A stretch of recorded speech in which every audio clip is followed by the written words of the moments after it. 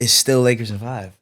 See, that's the problem with Lakers fans. I'm delusional, bro. But you all are. But all of you are from top to bottom as a fan base. And there's no urge to change. No. What happens when you see the Clippers and you lose them? How you feel? What do you mean? That would be crazy, and it could happen. What? I don't know. If it looks dangerous. I don't buy into that. All I know is that y'all seen Denver 2 or 3 years in a row and haven't been able to do shit. And Kawhi and Harden telling them kind of move out the way. It looks easy for them over there right now. I'm put it to you like this: you gonna be all right. Yeah, I'm not. Hey, we gonna be all right. I'm not gonna hate on it. I'm glad that you're not a Knicks fan though, because I definitely was gonna get some jokes off. No. Ready, but I'm a spare you. I'll let you live today. Appreciate you, man. What up, y'all? Welcome back to the Industry Plans Podcast. What is good? Episode 136. Happy to be back with y'all, man. We got a special guest, but I'm gonna introduce him last. To my far left, we got Osei. My right, we got Spencer. I'm Miles. Today, we have R&B singer, one of the most up-and-coming artists out right now. Paradise is in the building. How you living, dog? What's going on, man? What's going on? Yeah. Welcome, bro. Welcome. Thank you, bro. Thank you guys for having me. I'm blessed to be here. So yeah. Appreciate you. How y'all feeling? Tapping in, man. Cooling. Yeah. Honestly, it's been a good week. Yeah. We were outside a little bit yesterday. Yeah. Moved around a little bit. Shout out Osei, putting on the Radio is Dead social hour. Killed shit. Come on now. Fun, you know. Come on now. Got into a little move. Started the week in the right way. Word. I was trying to be responsible last night. I'm like, okay, guys, this was fun. This social hour was fun. I have a lot of work to do. Yeah. I'm gonna go home. So I come back home and I start doing my work. Not even an hour, and all these fuckers pop up in my house, just somehow way drunker than when I left y'all. I think Jeff was singing the wee wee wee. I was like, "Yo, what the hell is going on right now?" Spencer, he's in here working, right? And we're outside, and like I'm connected to his speaker, and I swear, Spencer, for 10 minutes I was trying to turn the volume down. And I could not figure it out for the life of me. So I'm like, "Fuck!" I know this kid hates me. He comes out, he like closes the door. I'm like, I made him upset. No, I made him mad. No. I was just trying to watch the Young Thug interview, bro. I just needed to hear what Slime was saying, bro. That's fine. I gotta tap into that. Yeah. We'll get into that. Definitely. But we appreciate you coming through, man. And appreciate you guys for having me. Definitely want to get people just a little bit of background on you. Want to ask you the boring questions. You know, where are you from? How you got into the music shit? Give us all of that. How did you come to where you are today? Yeah. So I'm 21 years old. I've been making music. At least seriously since I was like 14, 15. I'm from New York City, originally born and raised. Moved to LA like 2016, so I've been out here for almost 10 years. Still getting acclimated though. Like there's still moments where I'm like a little culture shock, thrown off. But New York is home for me, and music's just been everything for me growing up. Like I was really into like Michael Jackson like growing up, so I'd just be like glued watching his performances and music videos just with my family and everything like that. So I think that was like really the start, and then just being able to watch artists like him. I think of like Bruno Mars and like Justin Timberlake, even Rihanna, like just all those artists that I got to grow up and watch and see their development from the beginning of their careers to where they are now, the ones that I was alive for. And they kind of just urged me to want to create and perform. Definitely. And so just getting into the studio, my brother Aaron, he got me like in a session for the first time. And so I was like producing a little bit with him, writing. And one time we were just like, yo, like let's just make a song. So we just we cooked up something. It was some BS. It was whatever. This is a minute ago. I was gonna ask, your man said that you used to rap. Yeah. I know you're doing the R&B shit right now, but you started off with the rap. What made you make the pivot from that genre? That's the Lord. Honestly, like I just felt like it was time to step into a different lane because I was, in high school making like hip hop music and stuff, and it felt right for the time. But I kind of wanted to make music that felt more authentic to me and where I was at in life. And I've always listened to everything from like R&B to hip hop to rock and roll to country and pop growing up. So it didn't feel weird like making the transition, but it honestly felt like the right move to make. So I'm happy and content. I feel confident about what I'm making right now. So I feel like that's what's important. Yeah, sure. I feel like you named a lot of different influences and different styles that you kind of came up on. But how would you describe the music you make right now? I always say it's familiar but still refreshing in a way. Like considering that I'm not really just in one box as an artist in one genre.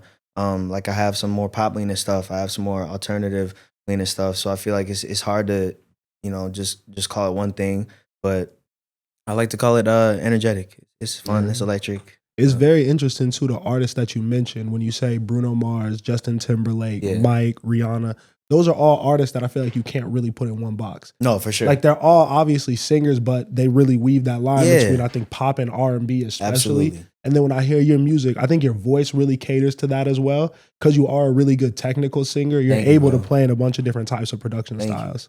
I appreciate that. Yeah, and that's just that's something that's always been important to me. Even just growing up, making more hip hop leaning stuff, but still, after a hip hop session, I guess when I was a rapper, after one of those sessions, I get in the car and put on like some Coldplay or some Paramore, just to like, I guess, keep myself entertained and understand that there's more to music out there than the music that you're making. Exactly. Yeah. That's why you were singing the Playboy Cardi shit before we was going. Exactly. I'm all over the place, bro. Yeah. For real. Who are some of your favorites to listen to just for like your own enjoyment? Yeah, I mean, right now, a rotation. Like, if I were to get in the car, I'm throwing on some Trav. I love Travis Scott for a while now. Just growing up on him, listening to him since he really came out. Future, I go to a bunch. I've been bumping a lot of Tate McRae. Her new album is fire. Okay. All right. I like some of her stuff. Yeah, I was about to say, I thought we was just gonna get like deep Atlanta rap. Nah, shit. nah. I did not think you were gonna go Tate McRae at all. Yeah, that's a hard left for sure. Yeah. I got to throw Tate in there. What's that? Like 4? For 5, I'll say Yeet.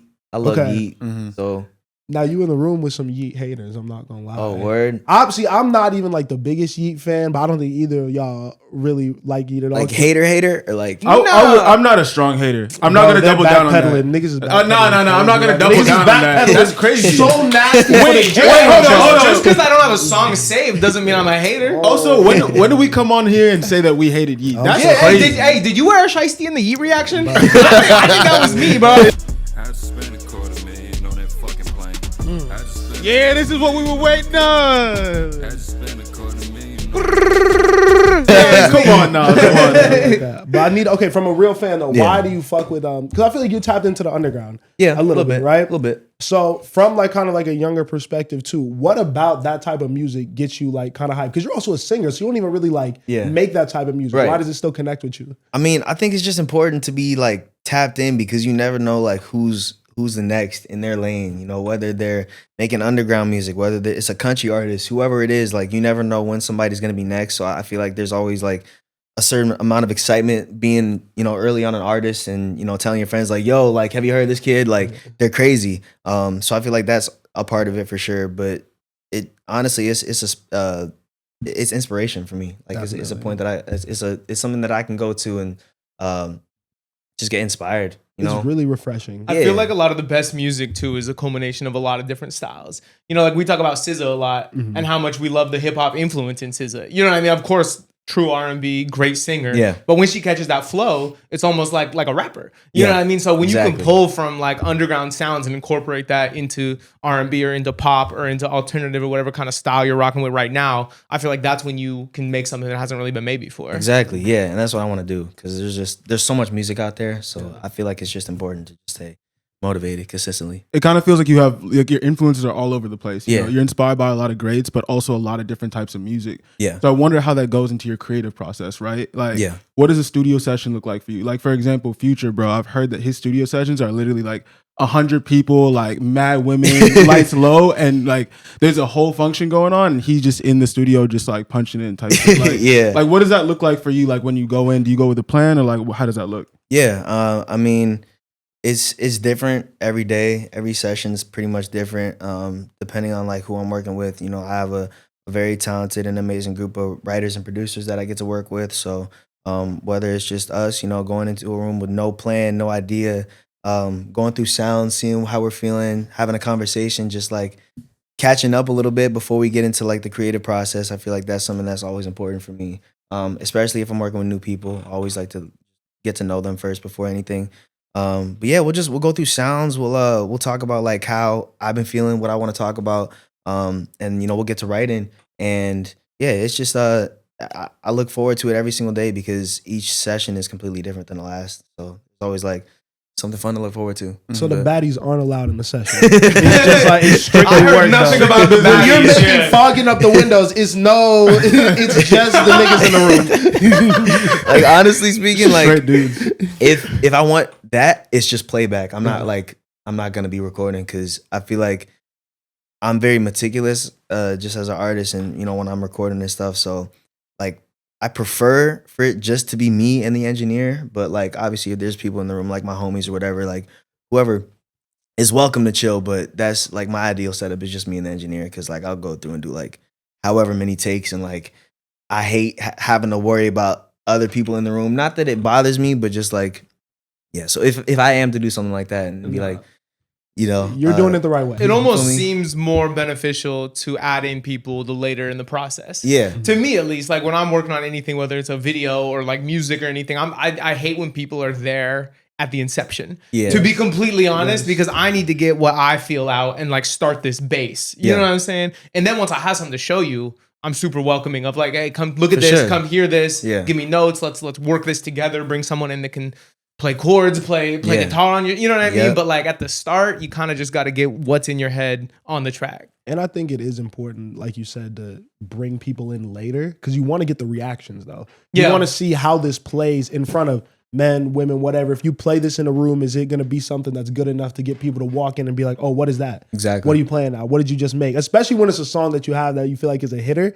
Now, I've definitely been in a position too, though, where like I've been a part of like putting something together and then you play it and like you don't get that reaction. Yeah. People are like, I'm not really feeling it because I feel like, I'm sure you've been in there too. Like when you're in the studio environment, everything sounds good on those speakers. You just spent 5 hours working on it. You're like, oh, this is a hit. Absolutely. Then you go walk in the car, put it in, and it's like, oh, this is some bullshit. I'm not gonna lie. This is not a good song, but you got to keep shooting every day. Absolutely. Is Yeah. that kind of how you like to work, or do you feel like you have to be inspired to make a song? Nah, I mean, like I try to stay inspired every single day, and just going into what I do, understanding that not every single session is going to be a great session. Not every single song that I make is going to be a great song. Like just understanding that there's the good and bad days, and that I have to stay motivated, and my mental has to be on point, like day in and day out, because otherwise I'm gonna get too down on myself, and it's gonna steer me off. So I feel like that's what helps me just stay consistent. I feel like as best as possible. It's the mental. I definitely think the best artists have a short-term memory. Like it's not, you can't hyper fixate on something that maybe went really well or something that went bad. Stay even keeled, show up every day, clean slate, make a new song, make That's a new it. whatever. You know what I mean? Yeah, I always say like just next play. Like Type. next play. Whatever happened on the last one, good or bad, next play. Do you come from a sports background at all or no? Not like really. Like I played basketball in high school a little bit, but I didn't really like play any other sports. Like I played baseball when I was super young, soccer when I was super young, but basketball was like the only sport that I really got into. Because I think we're all like former athletes. Like Word. to obviously niggas wasn't out here in the field in like college. And Yeah. so, we play sports, and I think that we always kind of draw parallels Yeah. between sports and music. For sure. And just kind of the mentality you have to be successful in this shit. But I think that it does give you an edge when you kind of understand and have that competitive nature in you, Yeah. and know when to apply it in the right places to make it work in your advantage. For For sure. sure, yeah. I feel like it goes back to being in the locker room with a coach, or just working with a trainer.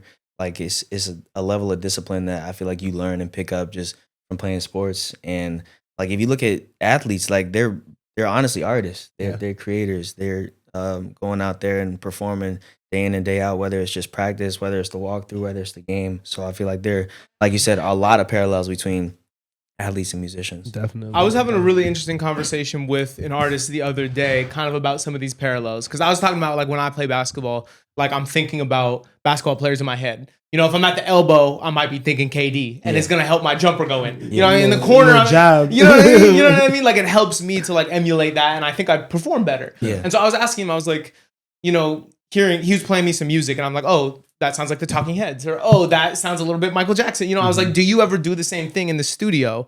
And I'm wondering if you ever feel like, oh, how would Chris Brown sing this? Yeah. You know what I mean? Do you ever think about artists when you're recording? No, for sure. Like not in a weird way, but like Yeah. Thank you. Yeah. breezy. Like it's channeling though, like the inner Bieber, the inner Frank Ocean, whoever, like I want to who sound I want to emulate, or whose emotion that I want to essentially capture and I guess reinvent for the line or the song. I feel like that's something that I always do, and that's something that helps with inspiration and motivation. It's the same thing like you said. If I'm at the elbow, this a Katie Hezzy pull. Yeah. If I'm if I want some, whether it's performing, recording, whatever it is, like if I want to sound like I don't know a little bit percussive, I'm a channel like the Justin Timberlake, like the stuff that he was doing with Timbaland. So Yeah. I feel like there's just a bunch of parallels. Cool. Yeah. And then, okay, so help me out with your background because we got, no longer rapper. Now we're making different music. Yeah.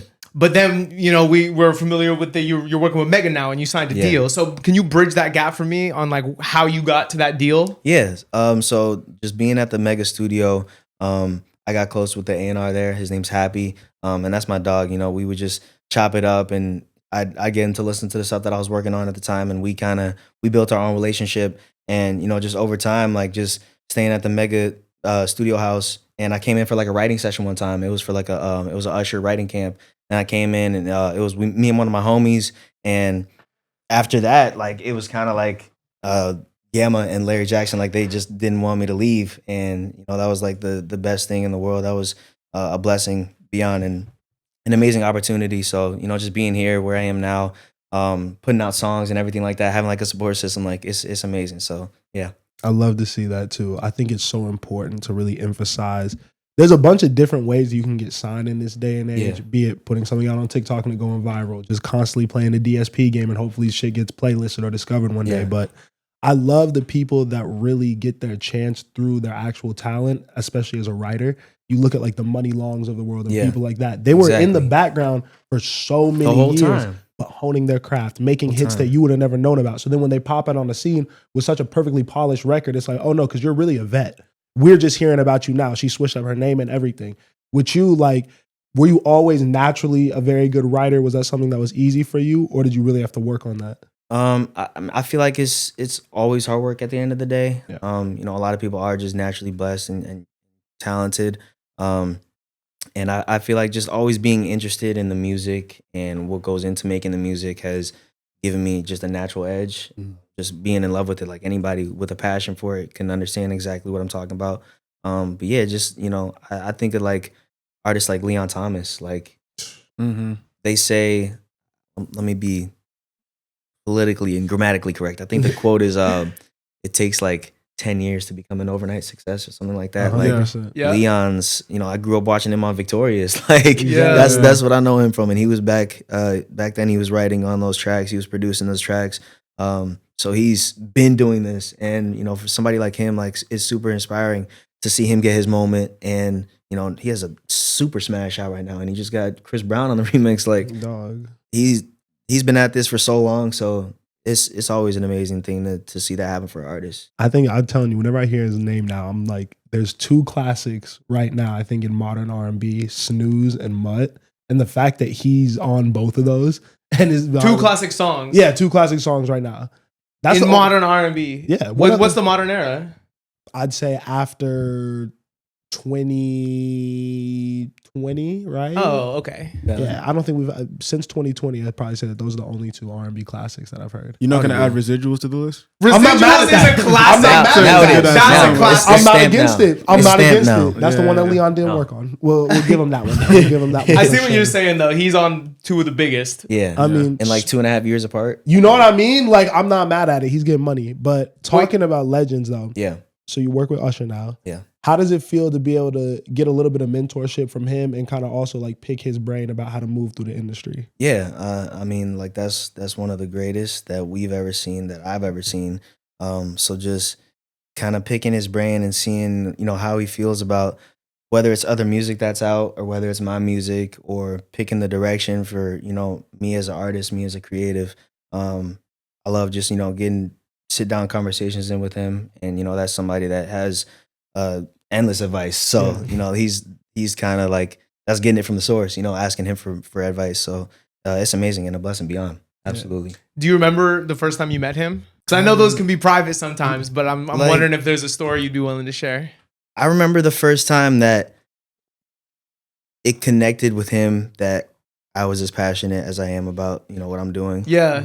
What was that moment like? And it was surreal. I just remember playing a few songs back for him, and at first, like, he's not somebody that shows like too much emotion. Like, he's not gonna hear something and be like, "Yo, this is crazy!" Like, "Oh my god!" So he's not one of those people. But I remember playing a song for him, and it was like, I don't even know the expression that he made, but it kind of just looked like he understood where I was coming from, and what I was trying to accomplish as an artist.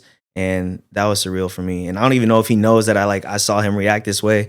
But just seeing that, like, it felt like he understood me, and he felt like he got what I was trying to push towards. So yeah, that was a surreal moment for sure. Does it hurt your feelings if you play something for him and he doesn't like give you that kind of positive reaction, or is it like motivating, like, oh, I'm gonna get back in the lab? Motivating. Yeah. It's like, I take that as like a challenge. Like, I always love to get challenged, and I love to challenge people. So I'm like, okay, it's back to the drawing board. No, I do a really big thing that I think is important when you're like talking with artists and just like in your creative process with anything is like establishing that bar and never going under it. No. And really being strict with yourself. Like, okay, this song, this demo, whatever, got this reaction from people. Not to say that everything that I do after that has to sound like this, but this is the feeling I'm searching for. Yeah. And if there's something that doesn't really get that, then it shouldn't go on the project. It shouldn't be something that I'm putting out. And I think that's how you maintain just a certain bar and like level of consistency throughout a 5-10 year career. No, for sure. And it's that, but it's also understanding that you're never gonna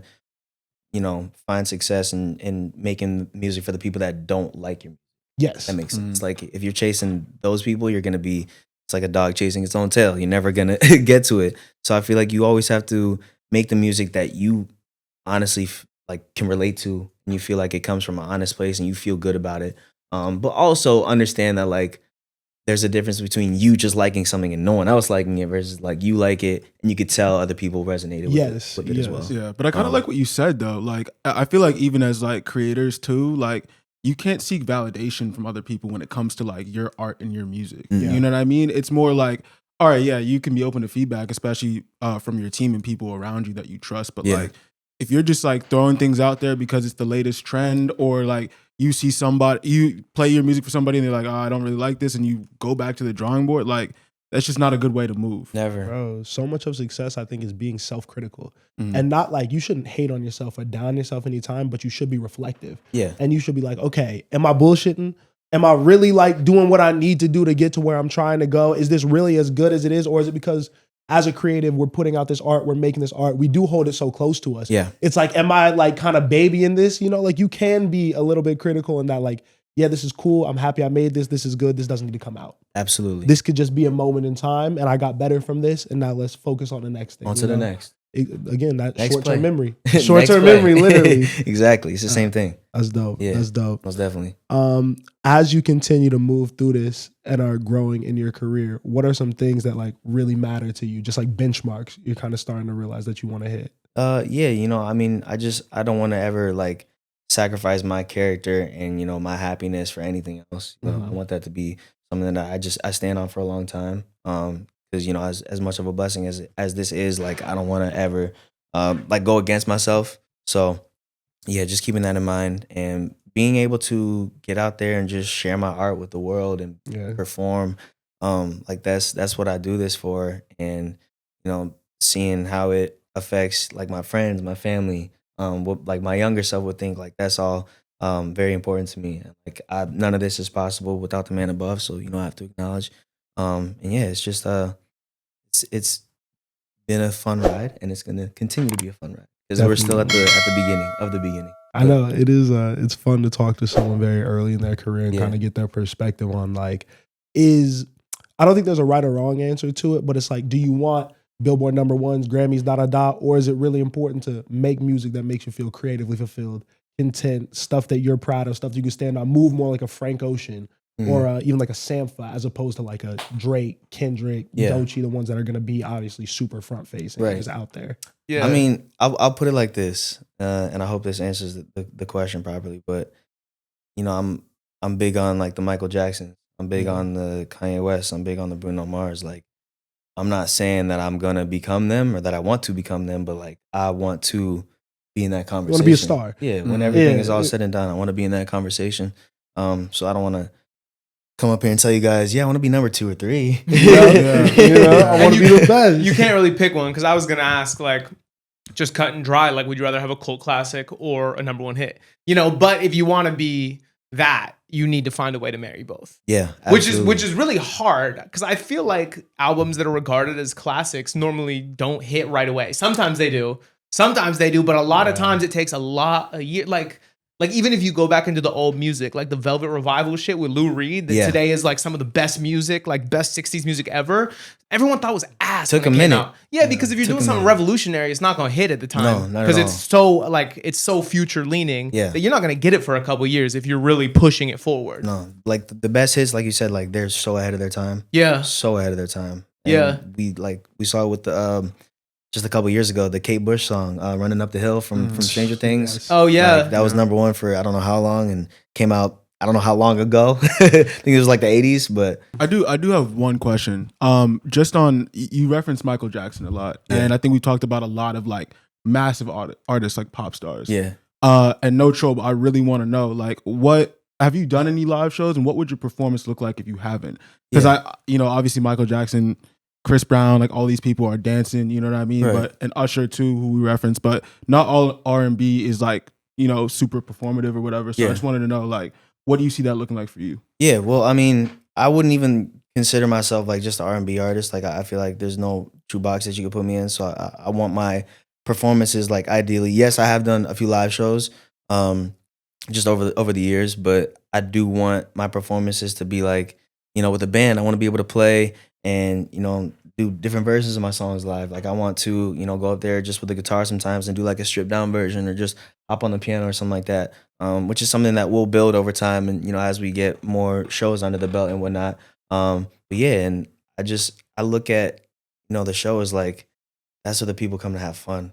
That's the festivals. That's the award shows, whatever it is. Like they're coming to see you perform. Like, okay, you put all these hours in at the studio. You've got these songs that people are talking about. Like, how good are you when the lights are on? Now more than ever. It's so important. So, And people are getting exposed too. oh, for sure. And you see the comments now, the mic wasn't on, all this No, shit. for Like sure. you really can't get stuff past people because everyone got their phone on. Everyone has an No. opinion too. Yeah. I think like people, it sucks with art and being a creative because I feel like a lot of the consumers and a lot of the internet conversation is like, I'm tuning in just to find out what I could hate on. Yeah. Which is like, that's kind of lame to me.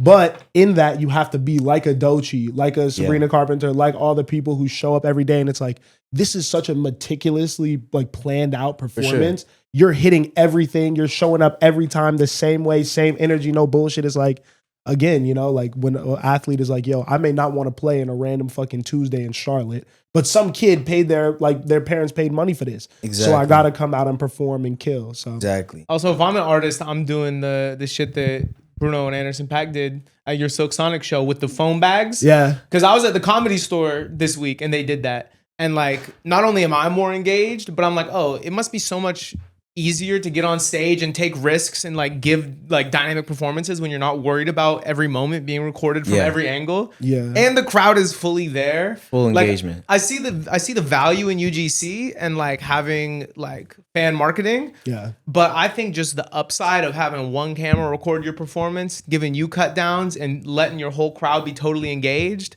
I'm doing that. If I'm an artist, I'm doing that at every show from the inception. It's a better fan experience. I do pay more attention. I definitely am more tapped in, but I be missing my shit. I'm not gonna lie. Like when my phone is gone, I'm like, I wish I could take a video. I was gonna say, like fuck. I wish I had recordings of that show. yeah. But do you go back and watch your show recordings? I don't go back and intentionally watch them. I stumble upon them. Okay. You know what I mean? Like it might just pop up one day, or like I might have just been looking through some shit. Like, oh, I did go to this show. You know? I totally stopped taking videos at shows because I'm like, yo, I never watch any of For these. real? Yeah, I Dang. don't, you know? I'm the complete opposite. Like, just from like a fan perspective. Yeah. Like if I'm going to see somebody that I really care to see, I'm gonna get all my favorite songs recorded. Because I don't know if they might do a different rendition of it or whatever. And I'll go back and I'll watch them. I'll be like, yo, that was crazy. yeah, like Kanye Cudi in the box doing Paranoid from Flog and all that Bro. year. Like that's a moment, bro. Lauryn Hill for the first time. Like that's those are the ones that I'm like, I go back to and I'm like, okay, I'm glad I can remember Yeah, this. absolutely. You do be Spencer be Mr. Locked In, like enthralled in the moment guy, and he be looking like he has more fun than anyone else. But that's I that's can't good lie. though. You know? You locked in. Nah, Yeah. he be. And I'll be going to like jam shows too, where it's almost like sacrilegious to put your phone up. You Yeah. know what I mean? Like if you go to Yes. like a Dead and Company show or like any Dead cover band, and you try to like take a video, like the twirlers are gonna be like bumping you and shit. They're gonna be like, yo, put your fucking phone away. I mean, kind of getting into some of your peers and contemporaries. Yeah. How do you feel about the current state of music, and what do you think is missing, or what do you think you add to it? It's like kind of different. Like I said, I want to bring a sound that's refreshing but familiar at the same time, and just adding some new energy and new excitement to the industry and to where music is at right now. I think it's in a great spot. I feel like a lot of the pop stars are slowly coming back and getting their moments again. Like we saw Sabrina and Shabuzi and Teddy Swims and Benson Boone and all these amazing artists. Chaperone, like we've seen what they've been able to do and accomplish just over the last 12 to 24 months. So super inspiring to see that, and I want to be in that conversation with the artists that are around my age or still relatively new to the game. So that's the conversation that I want to be in, short term at least. But yeah, I feel like it's in a good spot. But I feel like there's always room for improvement. You ever see them and you like, nah, I could do way better. Like I would have killed that shit if that was me up there. You know what I mean? I could hit the double back. You know what I'm bro. saying? Like my back vocal would have hit a flip. little better than nah. We don't gotta get messy with it. Because I'm not gonna lie. These guys are really good about it too. Like they'll watch other podcasts and be like, oh, like I see like what they doing. I'm fucking with it. Me, I'm like, nah, like these niggas is my shit. I'm so sorry. Like, and any podcaster clip that up, whatever you want, bro. We coming for your head tops, bro. But like that's the really energy, the time though. in the That's the energy you gotta have though. yeah, it's good and bad. It's Yeah. good and bad. Because then I'm gonna try to collab with these niggas when they be like, what you do that was just hating on us like 2 weeks ago. That's what I'm gonna put myself in a crazy situation. You already made it so we can't go on No Jumper. Fuck What happened? Fuck it. I was speaking the truth about this nigga out on 22. He said he was broke on camera. Once you get on camera and say you broke, bro, you're just giving niggas fuel. I think I'm out gonna of 22, like, what are we I talking think about? he has done far worse things on camera than say he's broke. He be wilding. I'm not. You know what I mean? There's too much ammo, bro. It's clipped up for you. I'm so sorry. I'm so sorry. Can we get into some of the new releases for a little bit? Type. Yes. Because I do want to talk about Young Thug. Are you a Young Thug fan? Of course, am I? Okay, cool. Do you have a favorite Thug album before we dive into this conversation? Favorite Thug album? Or era or song? Era. I'll say like 2016 Thug, 2016 to like 2019 Thug. Like Jeffrey So Much Fun era. Yeah, like And that was Beautiful Thugger Girls too in 2016, right? yep. Yeah, that's a great era. 2017, I think. Beautiful Thugger. Okay, Girls. yeah. I don't know. Thug's just been like one of the most influential since I was, I don't know, a little kid. Like I remember like being 10, 11 years old. I found him from Vine. I found him from Same. Stoner was on Vine. It Like, was the one for me was Power when he was on oh, the word. hoverboard. Yeah. That video was up on Were- Vine. oh, so you were seeing like Young Thug. It wasn't like in a sports edit? No, I No. saw the Young Thug on the hoverboard thing, and I was like, "What song is this?" I had to, like Google it. And Yeah. it was a whole thing. Yeah, so yeah, Thug's been super influential, just to music in general, but to me as an artist as well. My brother put me on to him a little after I seen him like on Vine and stuff, and I was like, yeah, I know this dude. And just seeing where he's at now, thank God he's free. Yeah. Yeah, I'm a huge Thug. Cool. King Did you, Slime. Yeah. King Did you Slime. hear Money on Money with Future, the new song that I came didn't out hear this it week? It's a classic Future Thug song. It's fire. Yeah. It's a classic Future Thug song. I think seeing them back together was really dope because we talked about in the reaction. Go watch that too. Uh-huh. If he's gonna pop out for his first song back, I thought it was gonna be on some chill, vibey summertime shit. Yeah. They was like he gonna be on timing, and he was. Bro, it's called Money on Money I featuring know, Future. but I thought he was gonna be talking about vibes. I thought he might be in Florida or something. You know what I mean? I didn't know what he was gonna be on. But yeah, he had the flamethrower at the beginning. He was like, it was Otis video paying homage to that, which I think is great. 'cause Fire. They're probably the most iconic duo since Kanye, Jay-Z. Future and Thug? Damn near. Oh, Damn near. let's stay there for a second because that feels like a reach. What's a more iconic duo than Future and Thug? Talk about it. now. I mean, could you just say I mean, are we saying 2 artists, not a producer? Yeah, since Kanye and Jay-Z have collaborated, what's the craziest artist link up, bro? Besides Future and Thug. Well, I'm just saying, like, Future and Thug have the one album.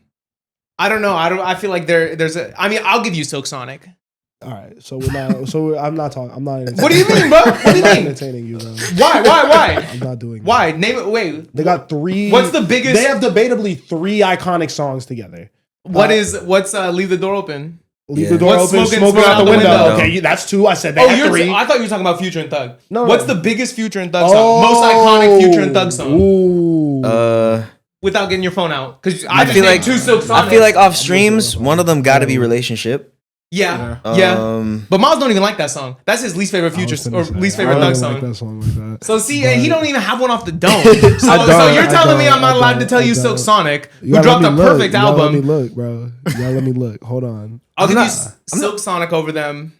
I don't know. Are there any other ones? I like Drake and Future. Oh, That's a better duo. Yeah, That's a better duo. Drake and Future. Drake and Future is tough, right? Like I mess with it. I love the album. Yeah. I really, really do. But Young Thug and Future they made rap what it is today. Every modern day rapper that you see currently is literally taking from that Future Young Thug mold. Agreed. They Yes. sound like them. But that does not add to your point at all. That just speaks to their strength as individual They're artists. iconic. Yes, they They're are. iconic. So are we saying like just who's a better duo in terms of like who has better songs, better? They have more projects? songs. They have a lot of collaborations out. Again, They do. I got. But Drake and Future have a better collab album. yes, I And agree bigger with that. songs. Yeah, bigger Drake and songs for Future sure. is probably the right They do, answer. Yeah, they yeah. do. I'm not mad at it, guys. I'm not mad at it. I disagree. Yo, bro, have you heard Digital Dash? Fire. Like Live from the Gutter is fire to me. Like I love it, nigga. I'm gonna play that shit. I'm just a Young Thug fan. Yo, Nah, I Life's feel good. you. You heard Nah, I that feel song? you. Weak ass song. Like, you know what I mean? But the nigga got bullshit. I'm not Yeah, gonna no, say that song Life is bullshit. good. You're For Mr. sure. Chart though. You're Mr. Chart though. That was Oh top my 10. That was top 10. Oh my god. Is I'm it a sorry, I'm sorry, diamond I- record, low key? Getting back to the Diamond. Future and Young Thug song that did drop, Yep. do we think that this was a good first track back for Young Thug? I personally loved it. Yeah, I think it kind of was like exactly what we've been missing. Yeah. It didn't push the boundaries or really introduce us to anything new, but it was like a really great track with, like you said, the other like godfather of what rap sounds like today. Yes. So I thought, and the video was fire, and he addressed some of the shit. Like there's some lines where he's talking about, you know, you're telling for what, basically. He you know, shot at Gunna a couple times. a couple of shots at Gunna. I think cleared the air up a little bit just for where that relationship is. I'm still listening to Gunna. I don't give a fuck. oh, me too. I'm with you. You know, Me I'm too. with you. We're civilians over here. We need Young Thug Gunna rap beef. no. We need that. Yes, No. bro. Yes, Gunna will drop the best project he's It ever just had. makes me sad. Makes me Nah, very bro, sad. it's good competition. Gunna Look, already gave us his emotional album with Gift and a Curse, bro. Nigga was talking about like, I'm all alone. bro, you gotta These bro, niggas don't trust me no more. I don't want to hear that no more. But Be outside. you gotta watch the Young Thug GQ interview that just came out because it doesn't feel like it's super crazy like I don't know emotion with it. He just kind of like I was gonna indifferent. Can about we the talk situation. about that too? Again, I think we can tell from this conversation I'm a Young Thug fan. What the fuck was that nigga wearing in that? I'm so sorry, but that is not how I want to see you looking. Like, just come off all this crazy shit, bro. You wearing the mask? Look, he was doing too He much. explains to it me. in an interview, bro. He doesn't want people to see it. The mask's It tough. looks like a. The mask was kind of tough. Did bro. you I can't lie. see the fit? No, I'll show you. I'll show you. Is it the same mask he been wearing? Same type of mask? I maybe it looked like you know, like the niggas who fence. Yeah, It yeah. looked like he was about to be fencing, bro. Like, what are we doing, bro? Come on, man. Nah, I'm not. That's tough. See, I not fuck gonna with lie. it too. I That's fuck tough. with it too. Personally, niggas get for anything sure. off in the name Nah, of fashion. you know bro. what? You know why it's tough? He looked like a Destiny character. You play Destiny? No, I know the game though. That's He looked a like little- a Destiny. Everyone in So the we comments dressing- was saying he was like a Skyrim like final boss. Yeah, no. So Yeah, niggas is Elden dressed like Ring. video game characters and it's fly now. Stug, bro. Hey, Miles, you're just Thug is the future. Like what we were saying about earlier, Been the bro. future. It's never gonna hit off rip. You know what I mean? At the time, you're stuck in today. If you I see think me and me- Paradise and maybe Osei are kind of living in 2028, bro. if you see me with the fencing mask on walking around LA, bro, you got it. What do you think about the shoulder pads? Nigga, this nigga's not playing football. Why are you wearing shoulder pads, bro? You didn't like it when Travis did it I'm either? serious. You No, didn't like that? bro. What are you running through? I loved the Utopia fashion It direction. was cool to me. yeah. Hey, but again, I'm not the artsy, you know, so I'll stay in my lane. That's not my bag, you know, get it off. But again, it's cool to see him talking though. And Yeah. I like that he's able to really give his opinions on things because I feel like for so long, the media and everyone has been speculating, what does Young Thug think about this? How does he feel about this? What's his mental state right now? Yeah. He sounds coherent. He sounds confident. He sounds excited about dropping new music, reinvigorated, all the good things that I think you want out of him after going through what he just went through. So I'm happy about that more than For sure. anything. It was a great interview, and it came out like the night that they had put a motion up to like deny his parole, or not his parole. I know what you're what's talking it? about. I'm not gonna think. They filmed it the same day. Yeah, and so Yeah. I think everything was up in the air. So like it was kind of like a really interesting moment in time. But he seemed so like thankful just for his position and to like be out and like gave so much glory to God and was talking so much about his spirituality. I think that probably developed a lot when he was away. Yeah, definitely. And then also I loved hearing him talk about the new music. Because the two big takeaways, I think, was that he was like, yo, I want people to hear me on this record. I have a lot to say. I really want my voice to be in the front of the mix and to really be heard.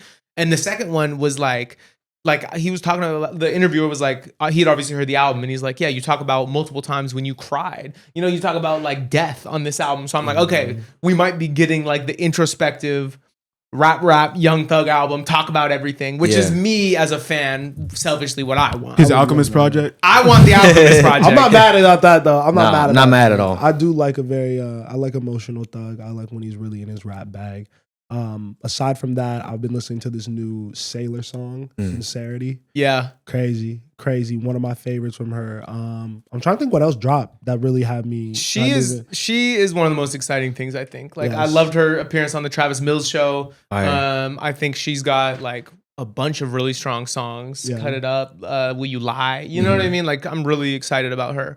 mean- I have a moment where you were talking about the Thug fit. I don't know if I can rock with the black teeth.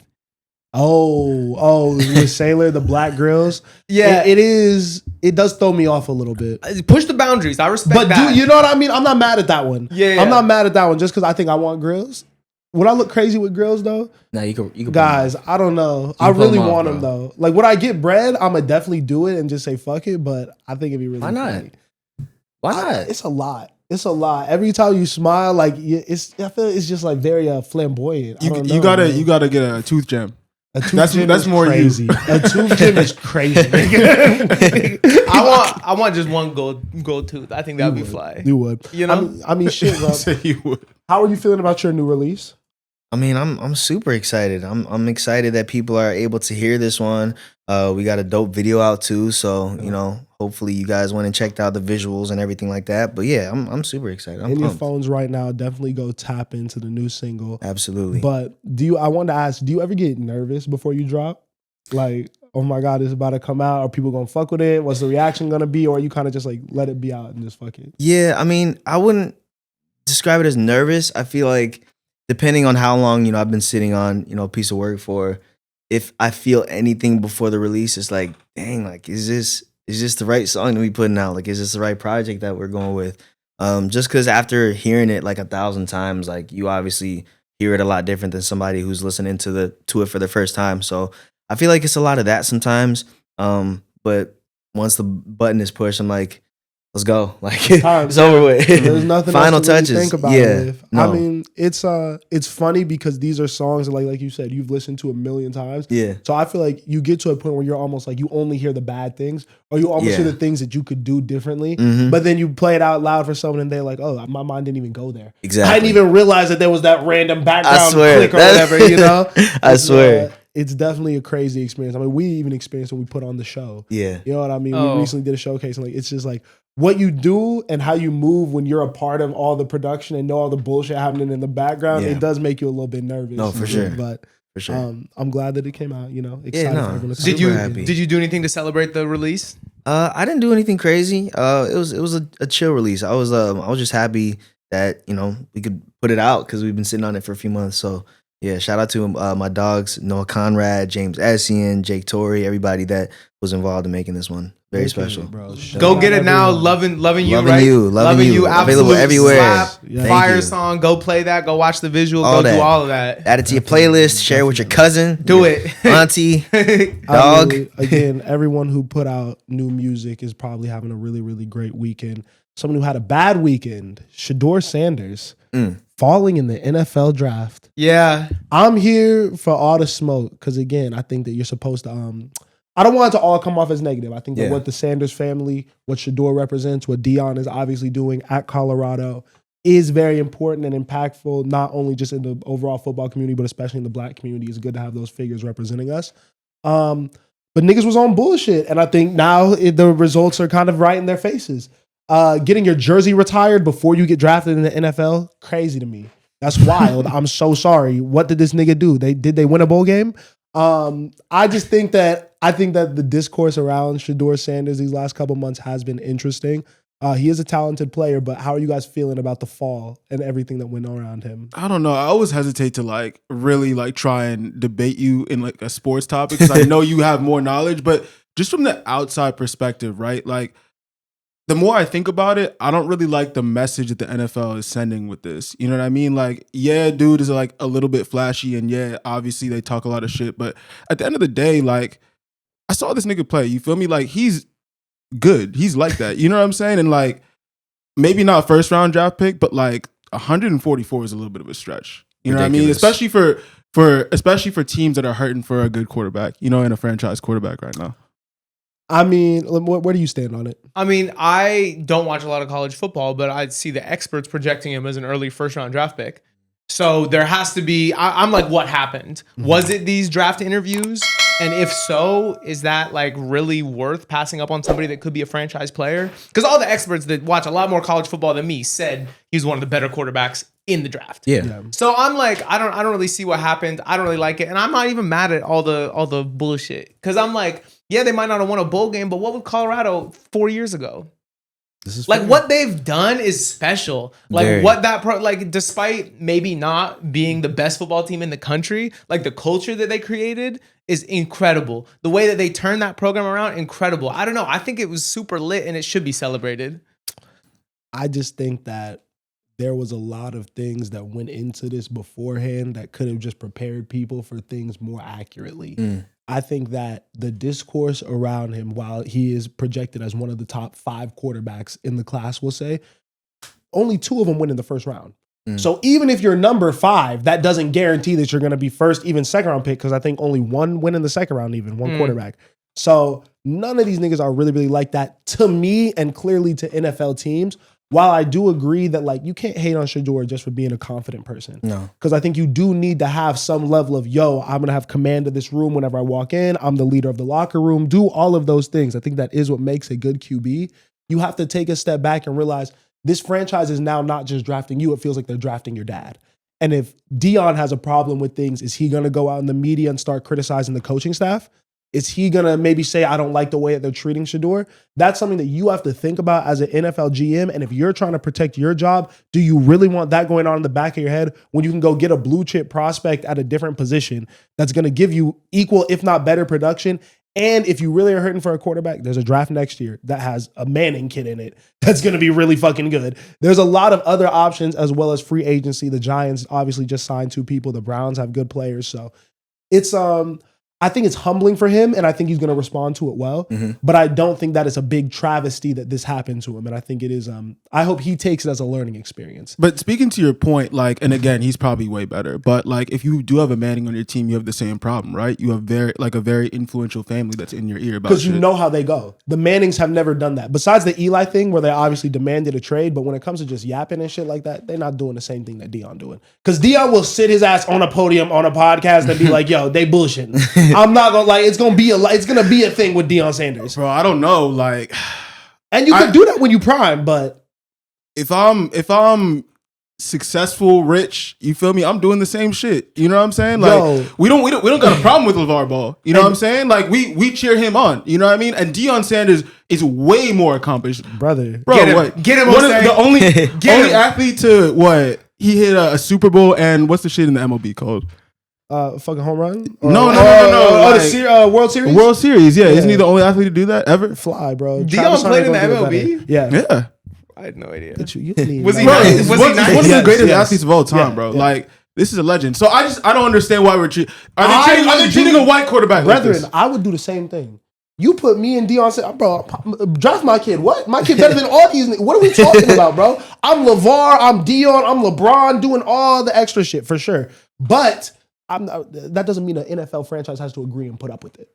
Like, you could be on that timing, but it's not about you. It's not about Dion. It is about his kid. That's fair. And his kid can't be, I don't know. But again, shout out to him. Shout out to them. Eventually, he got drafted to the NFL. Yeah. And there's mad niggas who have never done that, who have never done anything. We sitting here criticizing, I cannot throw a football 20 yards down the field. So, he got it, bro. Like, I can't really judge him too much. Shout out to them. Yeah, it was just the moment was cool too when he got drafted on live. He seemed like really appreciative, like really like ready to work, like grateful for the opportunity. Because that's what it really is about to me too. All of this shit is just about a chance. Tom Brady was a 6th round pick. Brock Purdy been starting the last 3 years. He was the last pick in the draft, bro. Yeah. If you have a chance, make something with it. Get in the room and kill. It's opportunity. That's all that really matters. Opportunity. And I think he will. So shout out to him. No, for sure. Respect to shedeur, man. Yeah. Literally. I don't think there's any other sports stuff. We try to stray away from the sports topic. Yeah. But I got to get a little bit in there. I feel you. I guess for you, talking about something outside of music that you're really into, obviously you have a background in modeling a little bit. Talk about that, because again, I don't know if that's anything that any of us could really relate to. Maybe I'll say a little bit. I'll say getting his model. Yeah, IG baddie. Nah, that's really his bag. He just saying I'm cute. You feel me? How did you get into modeling? Like, what's the story with that? Yeah. So I was in London after high school for a little bit. I went to school out there for like 2 months. After that, I was like, nah, it's job. Niggas eating beans for breakfast. Nah, bro. Nah, shout out London though. I love the city. Had a great time there, but school, different story, whatever. Anyways, I'm out there for a while, and I got scouted just off a random like to model, and they wanted me to like talk to a few agencies and whatnot. So how did wait you got to scouted? Yeah. So a nigga just like saw literally, you and was like, literally you should be scouted on like, billboards. yo, why are you not modeling? Like it was that conversation, and I was like I don't know where to start. And so they gave me a list of agencies, and they were like, yeah, like we'll help you get connected, whatever. Like do your research, whatever.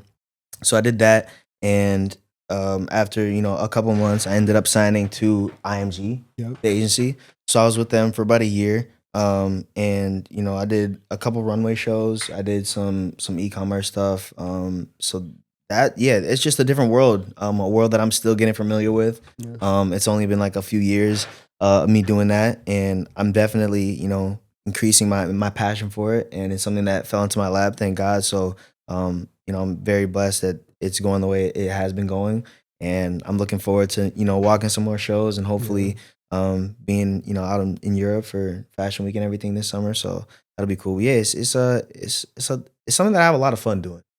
It was something that I had to get used to at first, for sure.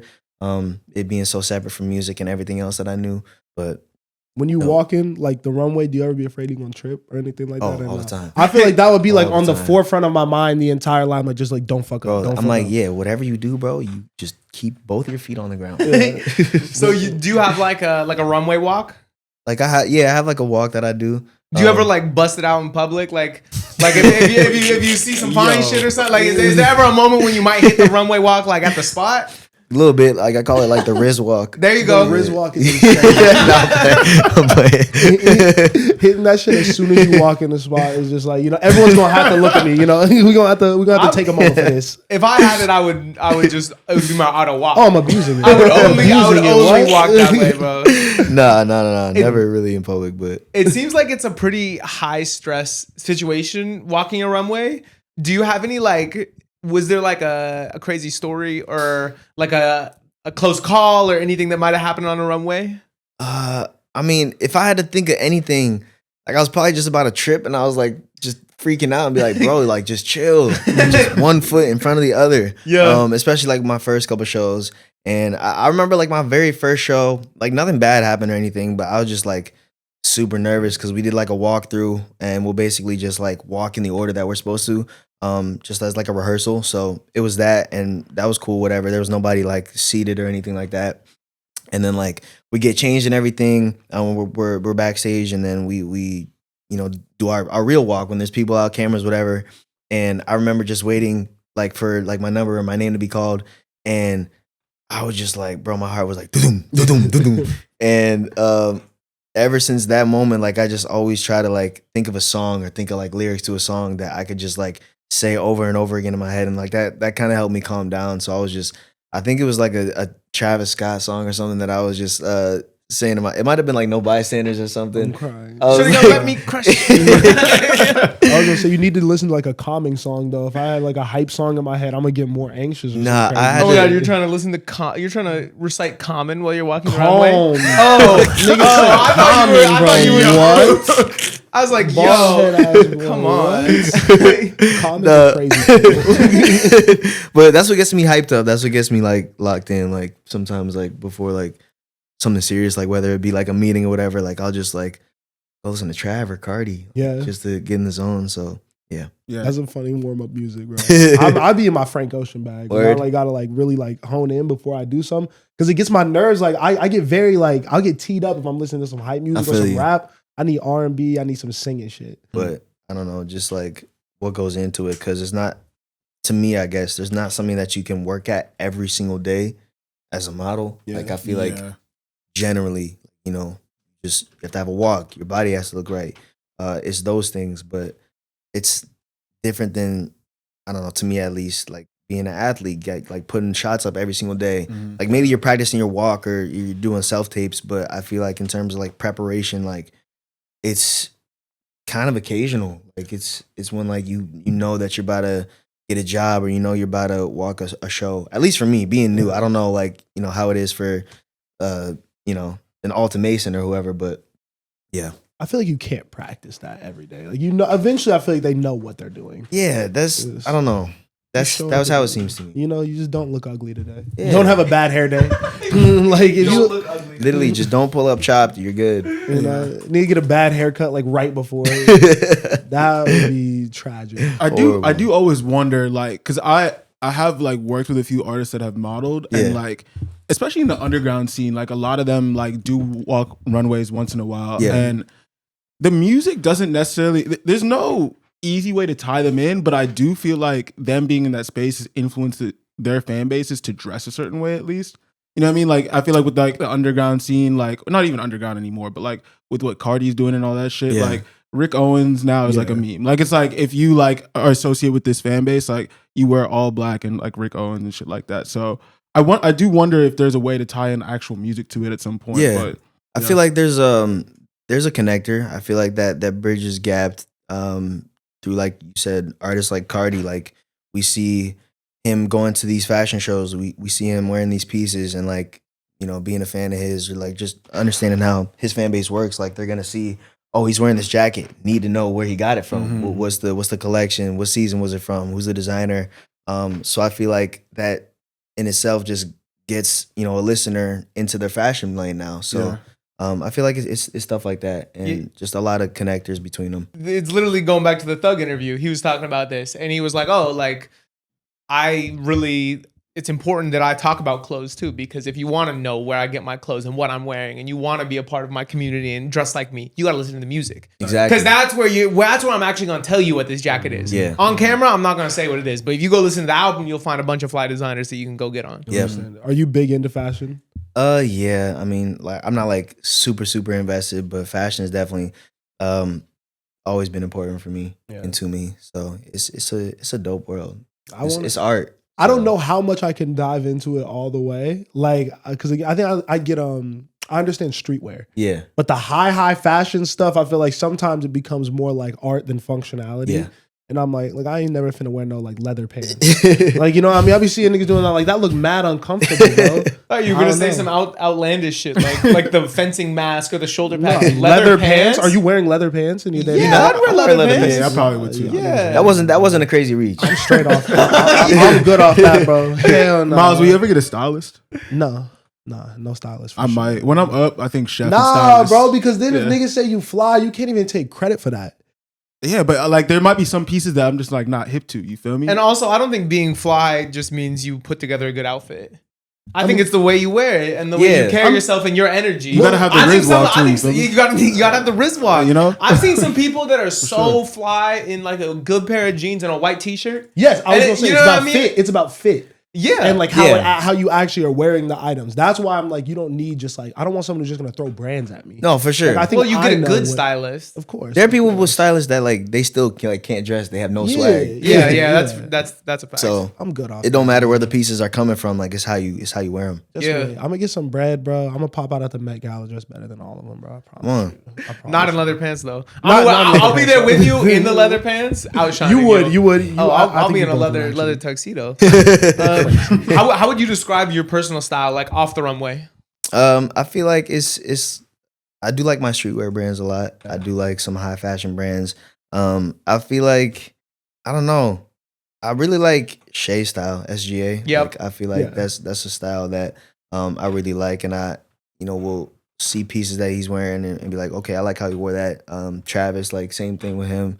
So I feel like just I'm always like plucking from different people, different artists, athletes, whatever you're doing. Like if you're fly, like I'm always interested in what you're wearing. So I don't know if that's a way to describe it, but I like to feel comfortable. Like regardless of what I'm wearing, like I like to be comfortable and just vibe. Yeah. Yeah. Can you give our listeners maybe 3 luxury brands you fuck with and 3 streetwear brands?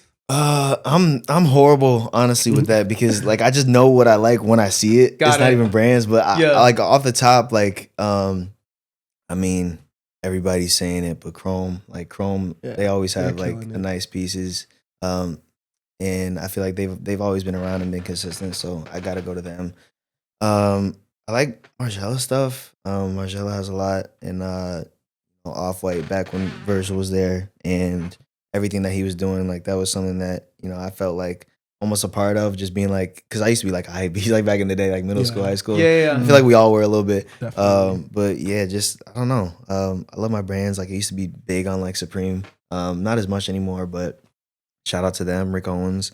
There's a bunch out there, but yeah, it's I think it's pieces more than like the designer. I feel you. Definitely. I mean, getting back to the music, I think in terms of collaborations, who are some people that you haven't had the opportunity to work with that you really are excited to get in with? Yeah, I mean, there's so many out there, but just to name a few, Teddy Swims, love what he's doing. Yeah. Shout out Teddy Swims. I love his music right now. Like he's probably somebody that I listen to like almost every time I get in the car. Yep. So I gotta say him for sure.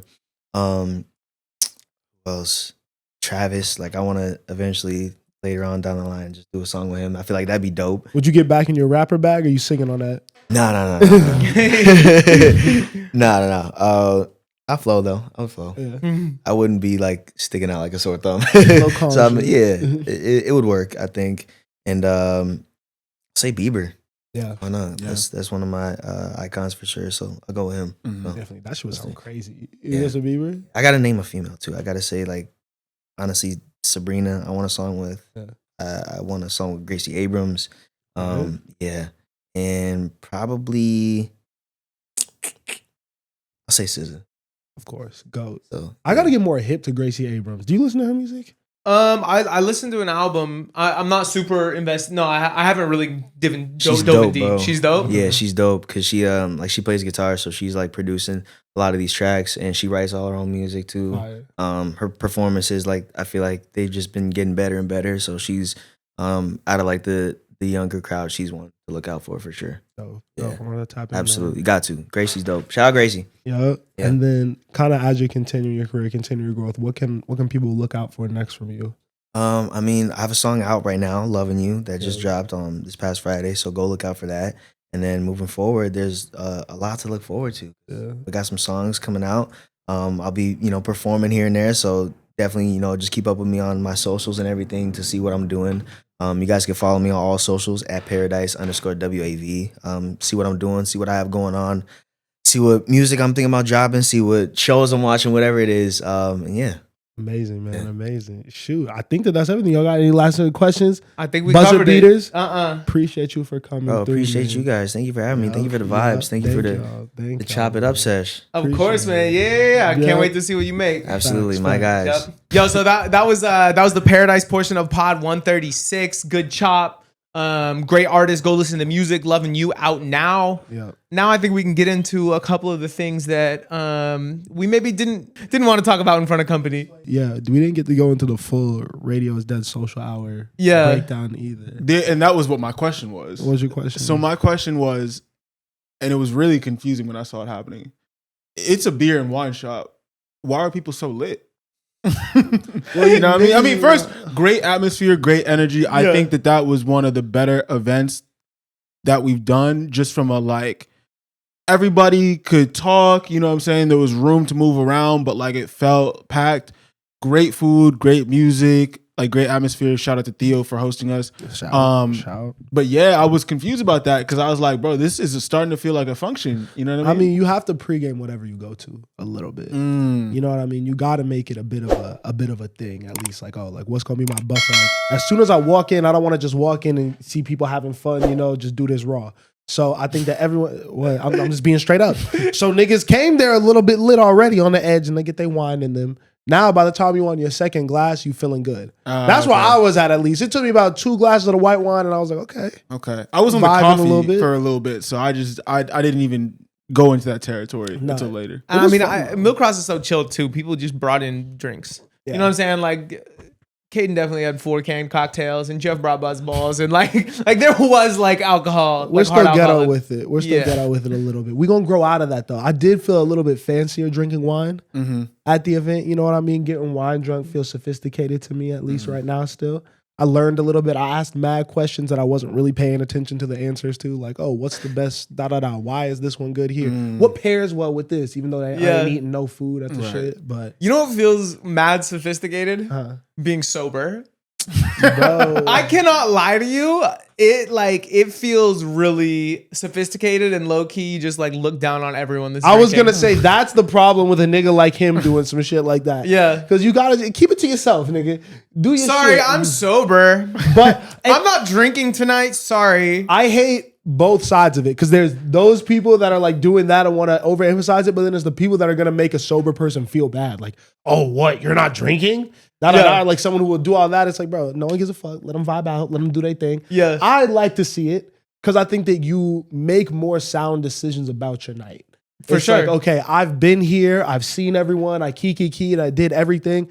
My mission in this outing has been complete. I can go home and transition to the next thing that's probably going to serve me better in the morning now. Yeah. Those decisions are going to get made sober. It was a lot less fun though. I can't lie. I can't lie. Pick a side, nigga. Wait, yeah, I thought you just said I said you it felt sophisticated and mature, not fun. I see. Because the whole time, like the alcohol would have made me just like forget all my troubles and just like lock in on the people in the room, you know. But yet I'm trying to talk to fucking Joyce about her $35 Clipper tickets, and in my head I'm like, oh, I got content to edit, and I got to start making money. You know what I mean? And so I'm like, oh, I got to go home now. I should leave here now. Yeah. But no, that definitely be me when I'm not chiefing. I'll just be like, well, I don't need to fake enjoy these conversations right now. Yeah. I'm just gonna walk away. I'm gonna turn my back now to the people. You know the best thing? Well, actually, I also want to give a shout out to GoGo because I feel like she's done a couple different events at this point with us. And I feel like her ability to go into a room and just completely like curate the vibe and like adjust based on like the mood and how people are feeling and the conversation, it's definitely very artist-like in my opinion. Like I think she bodies it every time, and I always enjoy the music when she plays. I also think it's funny that like you took that music, those vibes, created such like a.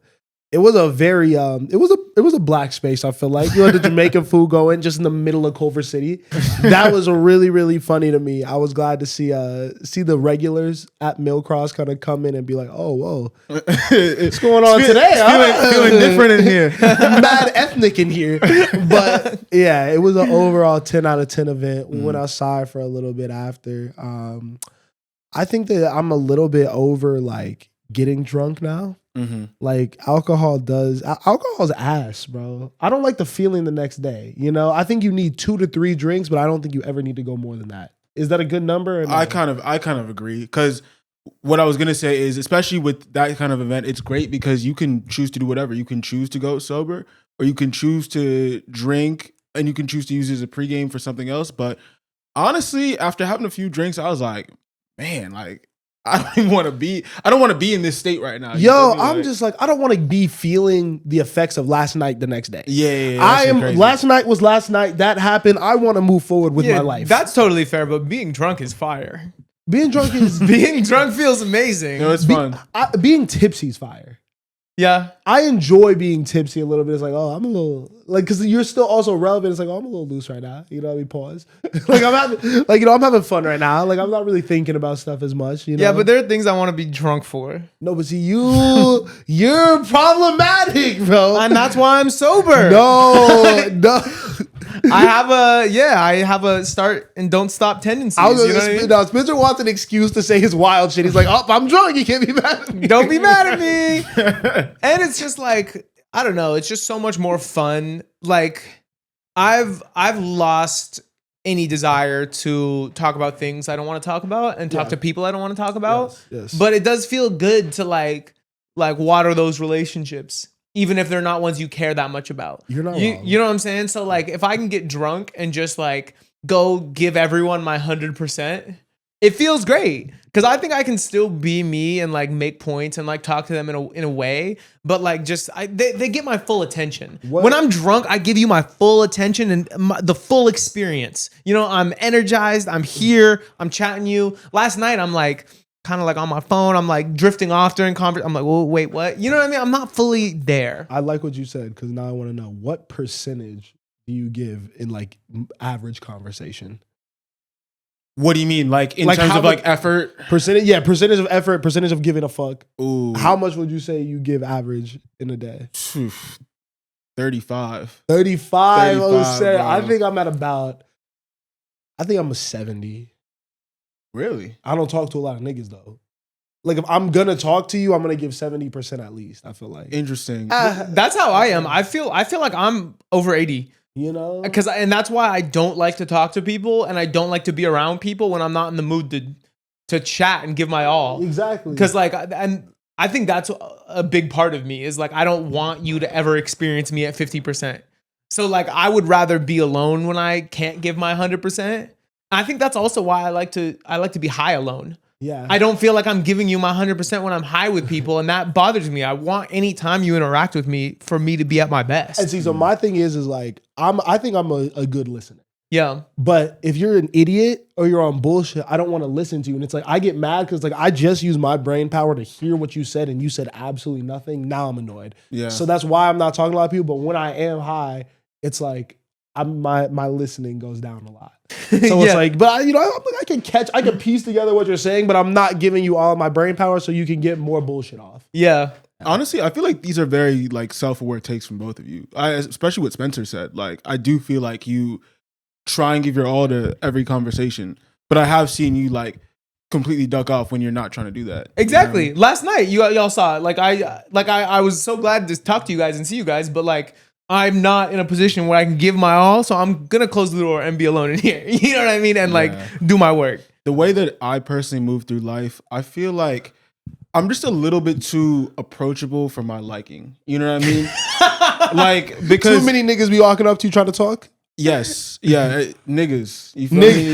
Yeah, not enough women in that mix. But I will say it's like I don't really like to talk to people that I don't know, and I do feel like I get a lot of those conversations, and so I feel like sometimes I'm not the best listener. I won't lie. I'm not the best listener. I feel like Self-aware. sometimes those conversations are just on autopilot until they can tell I'm uninterested, and then they awkwardly spin out. You feel me?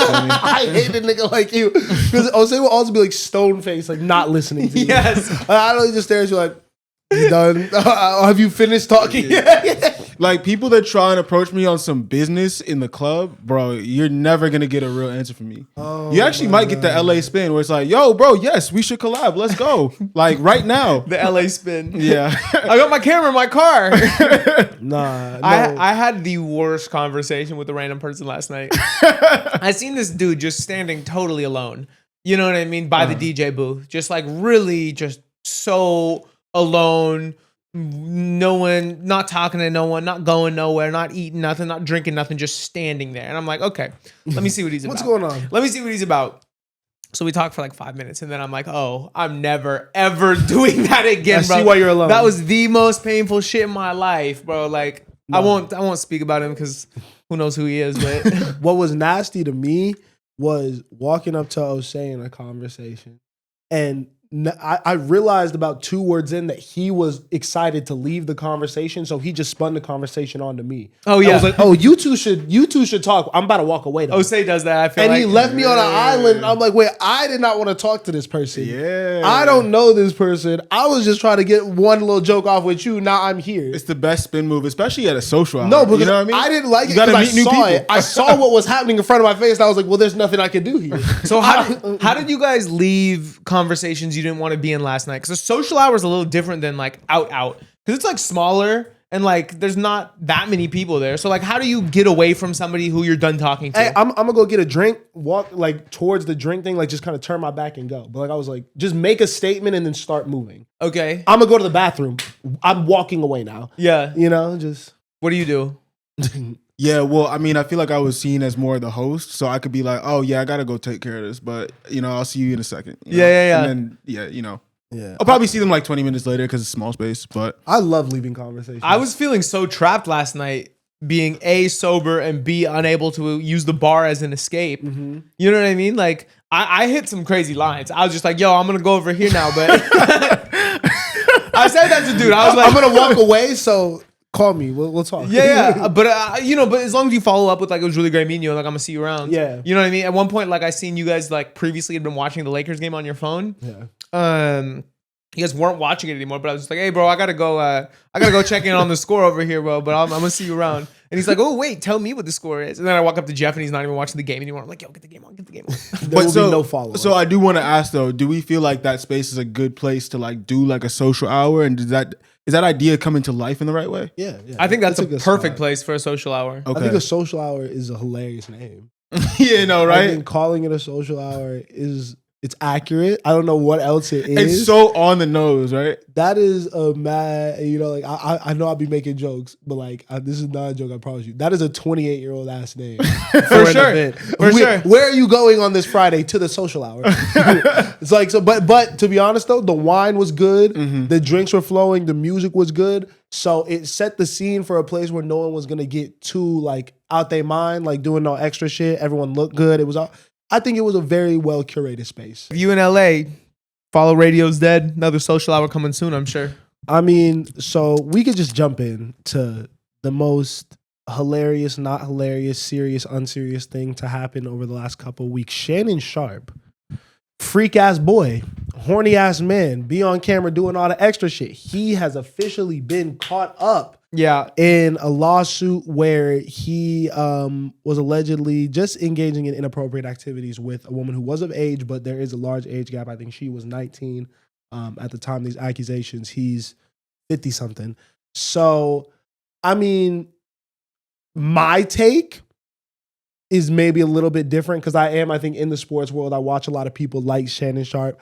I have kind of fallen out of love with him and his content recently just because I feel like it got a little bit repetitive. And just to be honest, like, I was like, it wasn't even hate. It's like, I know that these conversations are not for public consumption. The thing that him and Chad Johnson do on their nightcap show, some of the jokes that he makes, just the way that he moves felt very like, yeah, this is like funny, but these unk-ass conversations are meant for the cookout, not for national television or not for a program with millions of subscribers. It was almost too real to the point where I felt like something like this might happen or he might just find a way to get himself caught up. But yeah, I don't know. How are we feeling about everything going on with the Shannon Sharpe situation? I want to speak to that, and hopefully I'm making sense here. I think that Shannon Sharpe or a character like that could have like a nightcap. You know what I'm saying? Like Yes. that type of show. It just needs to be in the right niche, in the right audience. Like I think Shannon Sharpe's fan base is obviously based on his sports career and then obviously becoming an anchor and all these different stuff. But that's mainstream America. Yeah. You know what I'm saying? That's mainstream white America, like very family oriented. So when you do these other things on the side and millions of people are watching, they're coming from that mindset. They're not coming from, all right, we could have the cookout conversation. You know what I mean? Yes. Because there's a lane for that, bro. I feel like there's mad podcasts and mad shows right now that are feeding like very specific audiences and things that they want to hear. But I think given everything that he has going on in his history and his greatness, I don't know if that stuff was even appropriate to build on his legacy. You know what I mean? Yeah, and like you can talk about that stuff, but there was just there's a line. That I Yeah, feel like think you about if Obama had a nightcap. Shannon was just show. Yeah, mad that's crazy. explicit, bro. Yeah, like bro. this nigga will go into crazy detail. And it'd be like, yo, bro, I don't need to know who you fucking, what you doing, all this shit. Like that was a lot for me. And that's why that I think it all makes sense. And like, yes, what he did with the OnlyFans model wasn't illegal, but there have been multiple accusations that have come out since. You know, an ex-girlfriend has come out and shown that she has a restraining order for him for abuse. You know what I mean? So there are like legitimate things. That man will never see ESPN again. Yeah. You know what I'm saying? And it does make sense when you think about the run of like 6 months where he was taking pictures with the women guests that he was having on his show, and everyone was clowning like the way that he was like standing with the women, being like, yo, this is creepy. Like there are a lot of things stacking on top of each other that I think make him somebody that we should just let maybe age out of media, personally. Well, so I saw that take, right? Yeah. And I don't think it was that far because Which take? The one about him with the guests. Yeah. Because I think that one, like when you watch an interview of Shannon, especially with a woman, I think 9 times out of 10, it seemed like they were both very comfortable. It was like, he knows how to, I think, treat those people. Like, and I thought just like seeing them interact, I never was like, this is super weird. My thing was just more so know who's watching you. Because once you get on ESPN, once all of this stuff starts blowing up, like, yeah, you do have a core demographic, but I feel like there was a lot of kids watching him. And there was a lot of young people watching him. And some of the conversations that they would get into and the way that they would like talk about these things was a little outdated, a little, again, mature, and there was no warning for it. There was no like age restriction on any of his stuff. Like, it's not like this nigga was posting on Patreon. It was all up there on YouTube, public consumption, and that was just him. He got, and I low-key thought that the fucking IG Live shit would have been worse. Yeah. But he jumped right back on the ESPN the next day, and they was like, they joke about it. Like, I was like, niggas is just too comfortable with this nigga being so horny. Yeah, and this is way worse than the IG Live shit. Yes, yeah, way. Like, But I thought that was a problem too, even. I'm saying, like, I didn't really see a problem with that, to be honest. And I also, like, I see what you're saying about, like, the freak-ass comments, and he's too horny for my taste. But I see a world where that exists, and there is an audience for that. but not on, you can't do that and be an ESPN guy. I think it speaks to the mainstream America comment that I made earlier. Yeah. Like it's just not the right audience. But I don't. It's difficult because I don't know if I'm fully educated on everything that happened. Are there rape and sexual assault allegations or no? It Yes. wasn't, it was sexual assault, not rape. Yes. Or is it rape? I believe it was sexual assault. Yeah. This is an OnlyFans model that Shannon Sharpe claimed to have met at the gym. Okay. He met her when she was 19, Okay. which was 2 years ago in 2023. So this is not in the past. Some of the Okay. sexual assault cases are dated in 2025. So this is literally currently ongoing. And basically she came out with, I think his name is Tony Busby. Yeah, like the guy that represents all the victims, including he's a like a that delegitimized her claim in my eyes. 100%. He's a sleazy guy. Yeah, And he just puts out like, he goes on these wild goose hunts. he was behind the whole Jay-Z thing and just got shit on that. Yes. You know what I mean? But anyway, these claims come out, and so Shannon takes to social media and just immediately posts The text video. screenshots. Yeah, and true. he's like, look, yeah, it's freaky, but you know, it's consensual. Yeah. Can we pause there and can I just hear you guys' favorite Shannon Sharpe text? Or it could be from him or the girl. Bro, I didn't even retain any of those. To be honest, not yeah, retain any I of definitely those. skimmed, but it sounds like you have some. I mean, it just like daddy put that baby gravy inside me was a good one. I mean, it wasn't she like doing the most with like him being like black? Oh yeah, she was like, please put a big black baby inside of me. Yeah, I'm Shouldn't like, that be a bro, red flag? Calm down, bro. And then I also liked the one that I actually found tasteful from her that I did enjoy was I want to lick. found tasteful from her is psychotic. I want to lick your asshole, then marry you.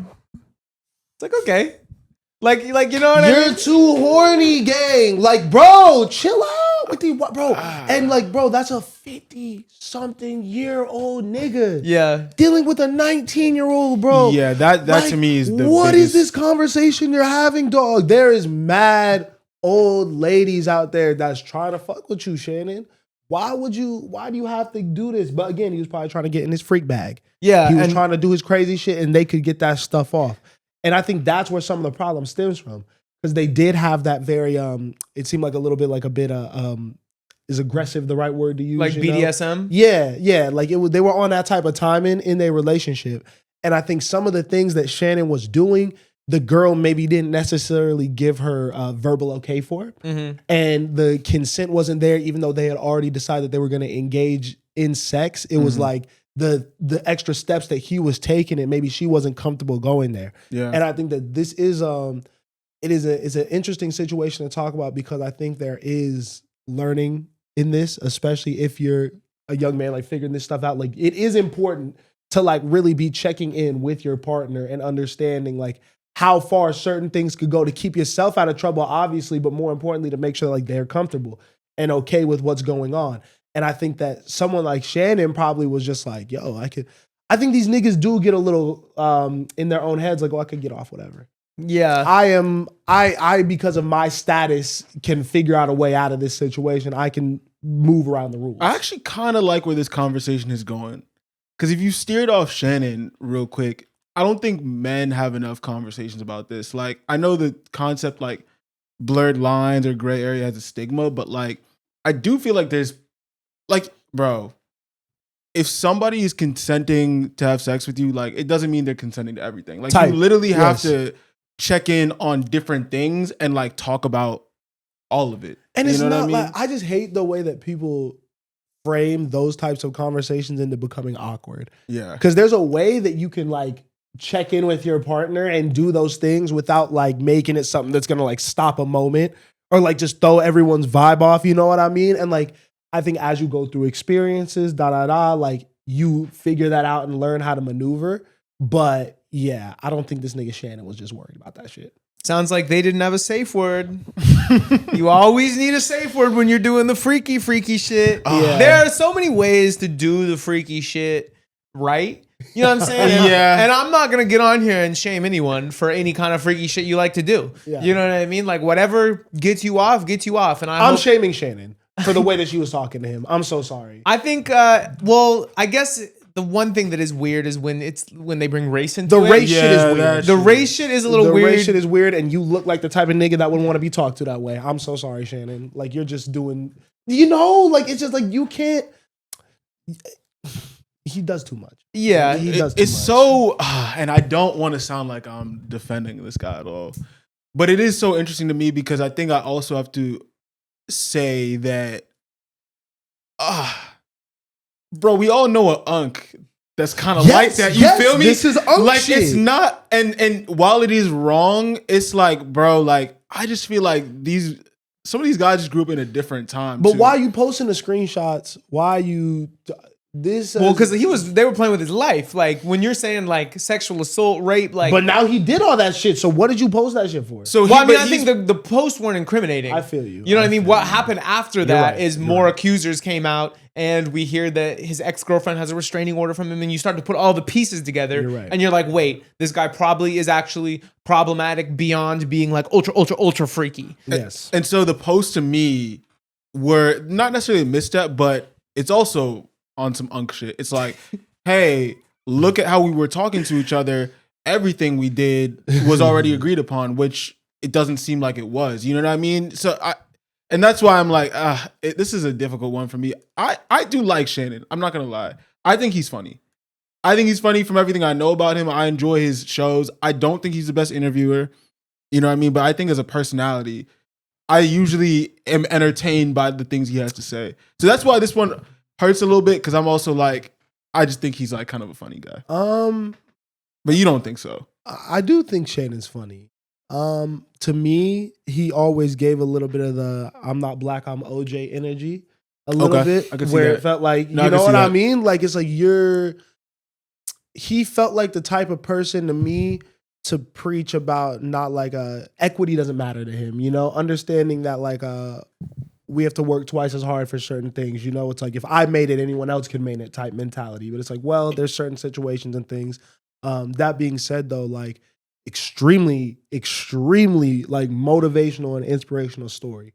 Like what he did to get to these positions, the way that he's maneuvered both as a businessman, professionally. Like I think that he does represent a lot of positive things. And I think that what does frustrate me and what did piss me off is the buttoned up, funny Shannon Sharpe that I originally was introduced to, I was a very big fan of. Yeah. And I thought that what he was putting out there was things that are going to push us forward and people could learn from, and is going to show people how to show up professionally every time to these jobs. And like, oh, you don't have to come from these traditional backgrounds or have all this media training to be successful and a successful on-air personality. He did that. And then when he cheapened his own brand is when I started to get upset. It became a game where it's like, you're doing all these interviews with these big guests, but I don't see the care anymore. I don't see you taking the time to relate to these people. It seems like you just want to read off these fucking cards. And then when you start making the crude jokes with Chad Johnson all the time, like online, and like this over sexualness now becomes something that you're focusing on every single time I'm seeing you talk off ESPN. It was like, what is your goal with this? How do you want to represent yourself? I can't give a fuck about your image more than you do. So if this is what you want to put out to the world, then I'm going to choose to be a little bit less of a fan. It's how I've dealt with him the last couple months. I mean, I'm going to be honest, and I know this dude was rich already, but I'm sure he saw the numbers and the money coming in, and he's like, I love this angle. I think that's kind of what it was, right? I think because Shannon's very money hungry. I think the podcasting stuff, we know how lucrative that can be, right? Yeah. And I think him becoming a bigger media personality was also translating to more on airtime at ESPN, you know? So he saw it feeding into each other. He's like, all right, cool. I have a platform where I can completely just let these thoughts fly. Like, fuck it, I'm going to do it. And didn't his ESPN contract just get announced recently? Yeah, I think, I didn't know if it was ESPN or, was it ESPN? I think so. The 100 mil? Yeah. I see 100 mil floating around, and I don't know if it's legit or what's going on, but like, It's crazy numbers. Crazy timing too. I think it's funny that happened. I think a similar thing happened with Stephen A. Niggas got to get away from announcing deals. Stop talking about your money and like putting it out there. Yeah. And like just that energy and like, because people also are like, bro, like when you tell people something that you're building or working on before it's fully there, before a deal is fully closed, people can put negative energy on you and speak ill of you and just kind of prey on your downfall a little bit. And I'm not to say that like that's wholly what happened. Again, it seems like Shannon has had a pattern of these type of missteps and doing the wrong things and maybe not having appropriate conduct with women. But when you're also on top of that, adding in jealousy and hatred that other people could just be imposing on your situation, you know, it's like, keep your shit private, bro. Keep your money shit private. There's certain things that don't need to be there for public consumption. Yeah, I agree. It definitely is like, I don't see a situation where that stems from anything but ego and greed. Yeah. Because either it's a deal that's confirmed and you're like, you want people to know, I'm a $100 million man. Yeah. And you want the press that comes with it. Yeah. Or it's a negotiation tactic. You know what I Yes. mean? Where you're trying to have your team spread information that might not be final yet or might not even be real in attempts to drive other deals up. Yes. You know, which I think is I see that a little more as something that I could see happening. But still, it's, you know, it's a little greedy for what could come with it. So I'm kind of with you. Yeah, but that's a freaky ass boy, bro. Hey, how about the how much more legendary did the Cat Williams interview get? Yeah, Ooh. yeah, because he was talking about that too. Shannon, stop messing with them white girls. Yeah. Stop messing with them white girls. Shit, that nigga saw Sinners before all of us, bro. That was my biggest takeaway. I mean, okay, wait, guys. So are we going to wait? Are we going to talk about Sinners next week when you see it?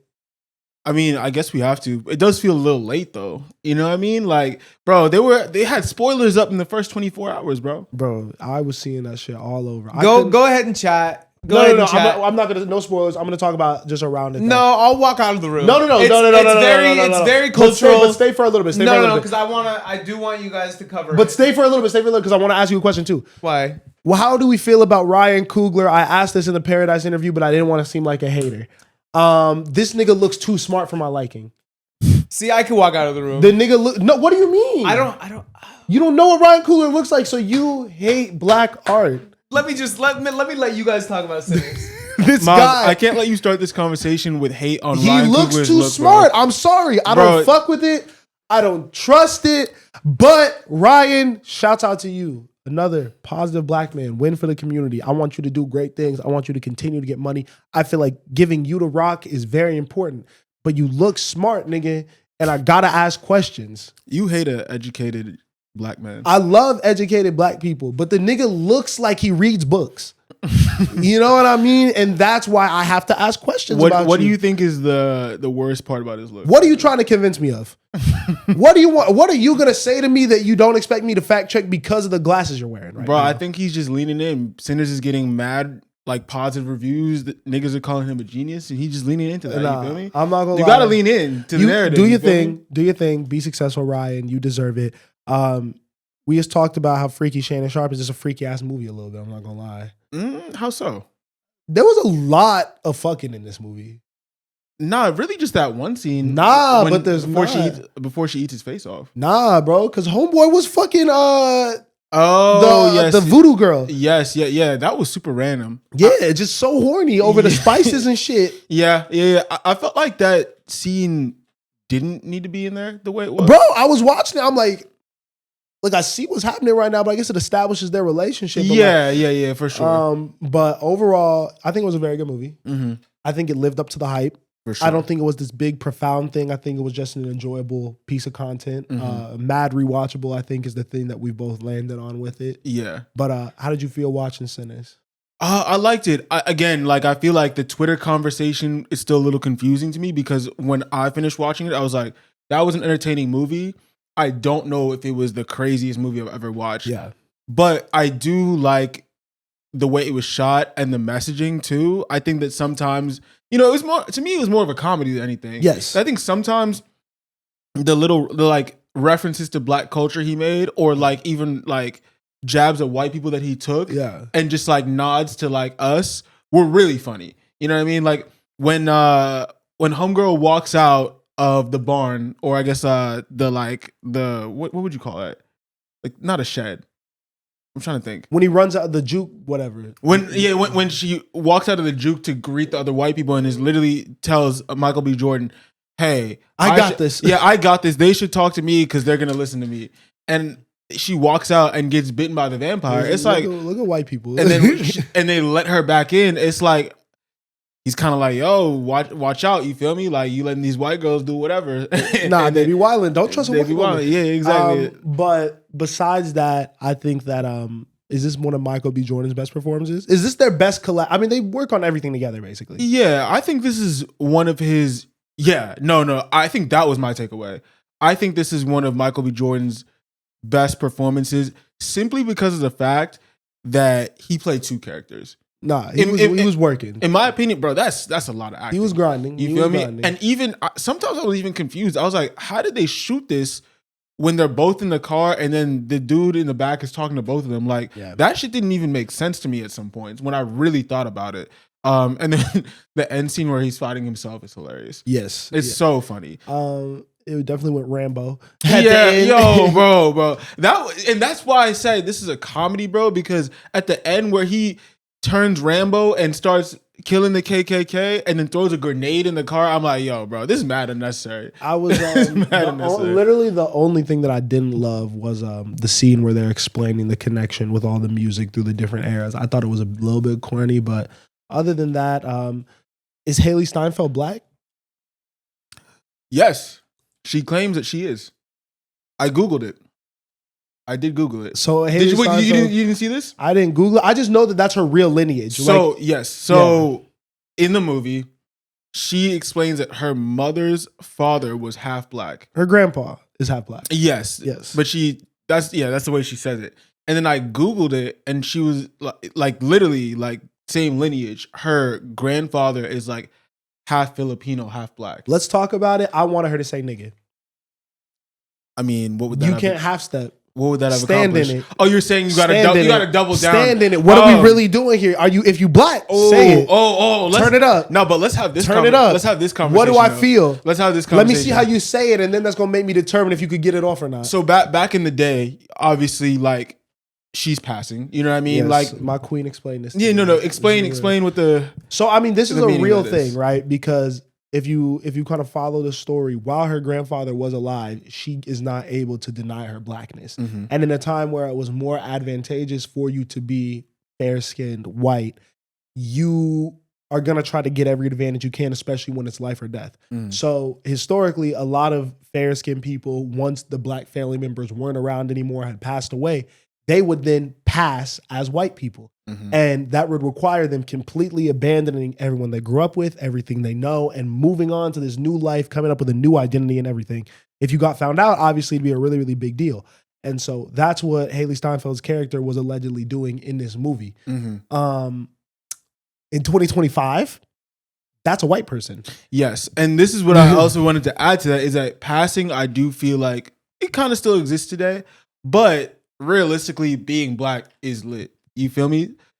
But so for me though, and this might be a hot take, but I'm like, if you look in a certain way of that hair a little too straight, bro, I don't know if you could be saying the N-word like that. To be honest, you can't. To be honest, because it's just like, bro, you literally like move through the world as like a white person. You know what I'm saying? Yeah. So like, yeah, no one's denying you of your heritage, but like it gets a little sticky sometimes when you use it to your advantage in certain situations. Exactly. That to me gets a little sticky. And that's why my thing is like how you say it. Yeah. How do you exactly. sound when you say it? Because if it sounds like something that like, because again, I know black people that prefer not to say it. Mm-hmm. And like, so that's not a bad thing if Yeah. you don't choose to use that language. But I'm like, if you're saying it and you sound a little too either excited to say it or you like, hey, like you do a little like, I don't know. So it's just unserious when you say it. Then I'm like, I can't take you serious. Like, you seen Belly Gang Kush? You know him? Oh yeah, bro. That's a nigga. But he'd be mad excited to say But that that's shit. a black person also. I understand. It's that one throws me off a little bit because I can't deny his heritage and I also can't deny the way he grew up. You know what I mean? Like you see I don't pictures of mind his that. family. Yeah. It's like, all right, standing it. But when I first saw him, I was like, huh? You said, know wait, I mean? what? Yeah. How like, did you? That to me is somebody where I'm like, I feel weird about it, you know? And again, I probably sound mad racist, low key on some like, yo, that hair too straight, you can't be saying. But like, as a black person, as somebody that could never deny that they are a black person, you feel me? I do feel weird when like people play multiple sides. Yeah, there's you know no what I'm confusion saying? here. I mean, I was like, I don't like how Logic says it. Yeah, exactly. And that You nigga's feel me? half. You know what I'm saying? Like I feel like he kind of stood in his decision to like not say it for a little bit and then he flipped on it and I'm like, not now, you know? You low-key got to make a decision and move that way. Yeah, that's the problem with this here America, with Donald Trump's America. That's the problem. How are the vibes when the Speaking when of the- Donald Trump, Spencer is back. Yo, don't put that on him, bro. How are the vibes when the white man left the room? Nah, we missed you. I went out there and made plans to see Sinners tonight. Good. He handled his business. Because I went out and I did think, yo, I'm gonna edit this tomorrow. Like, what was the point? But Yeah. I'm gonna go see it tonight. So Nice. It's worth it. It's worth it. You'll enjoy it. What else happened? We did Sinners. We did Shannon Sharpe. I mean, the Pope died. Yeah, I don't give a fuck. I don't give a shit, bro. I don't give a fucking shit. That's not okay. I don't care. That's a world leader. I don't care. That's a world I don't peacekeeper. care. You know what That's R.I.P. a man that died. I feel bad about that. I am so sorry for his family, for his community. It is sad whenever anybody passes away. No one deserves to die.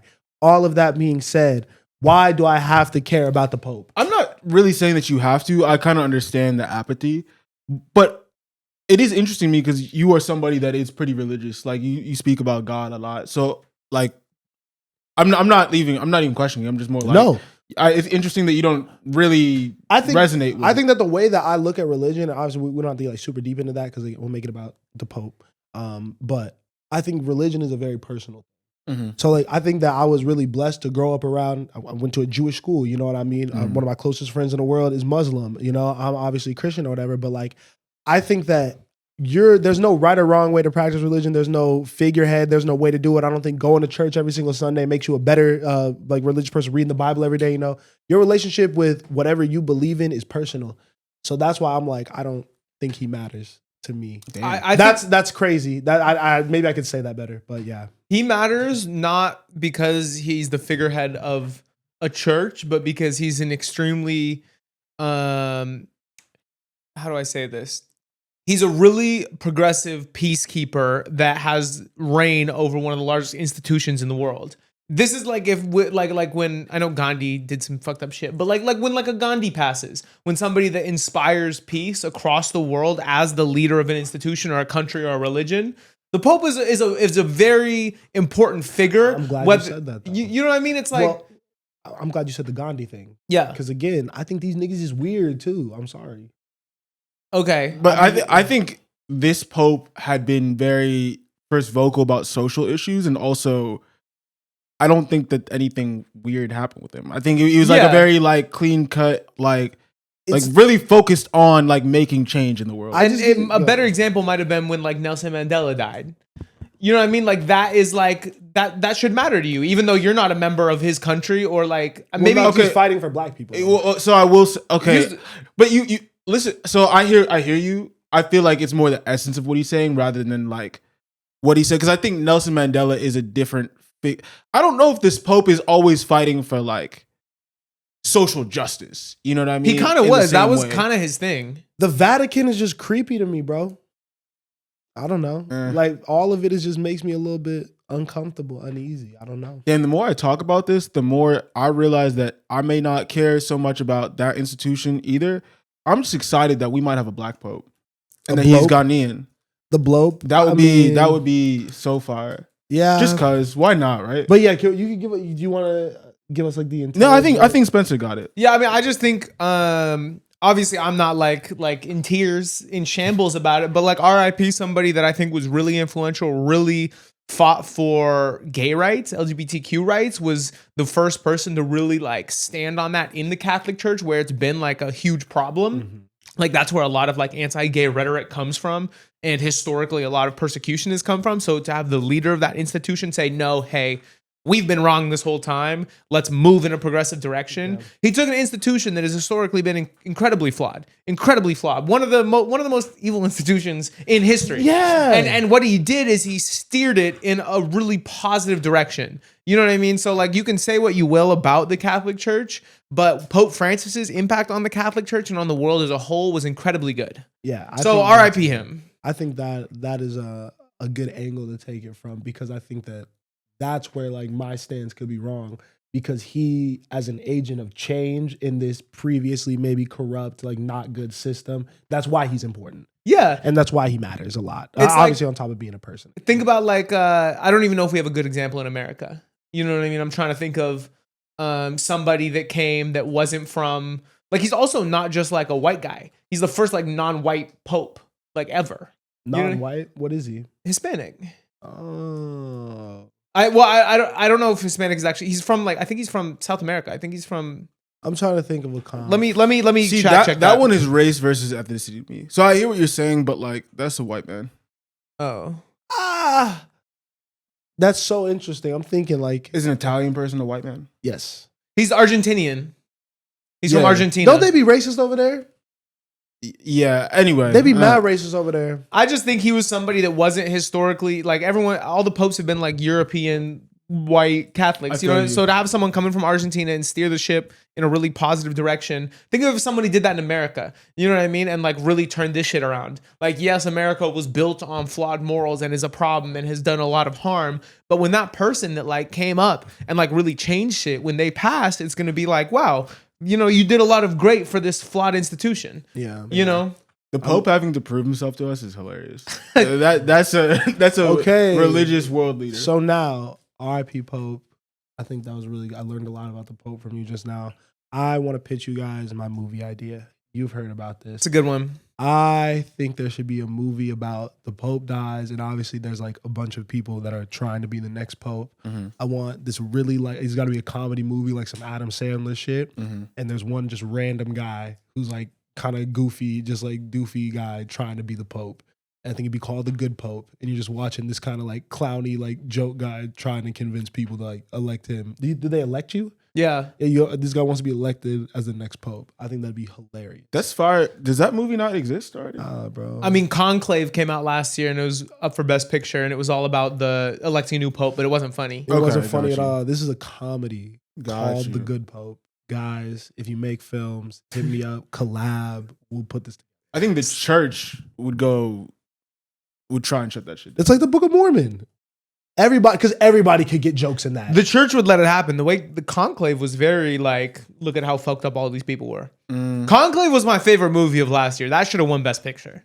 Conclave. But also, like, even though like the Vatican is like creepy, it's a creepy place, it's right? so interesting to me. Ugh. It's so interesting Gives to me me. the heebie-jeebies, bro. I be feeling like anywhere that wants to be that ducked off, you got to be doing some wild shit. Well, yeah, they have stolen art from all around the world. It's filling the entire city. Filling like they have the best art in the world without a doubt because during the Crusades they stole all that shit from everyone. Yeah. Ugh. Like I'm not saying it's good, but I'm saying I want to go and see it. It is interesting. It's mad. It's like I don't know. And hearing about the catechism, is that what the tunnels are called?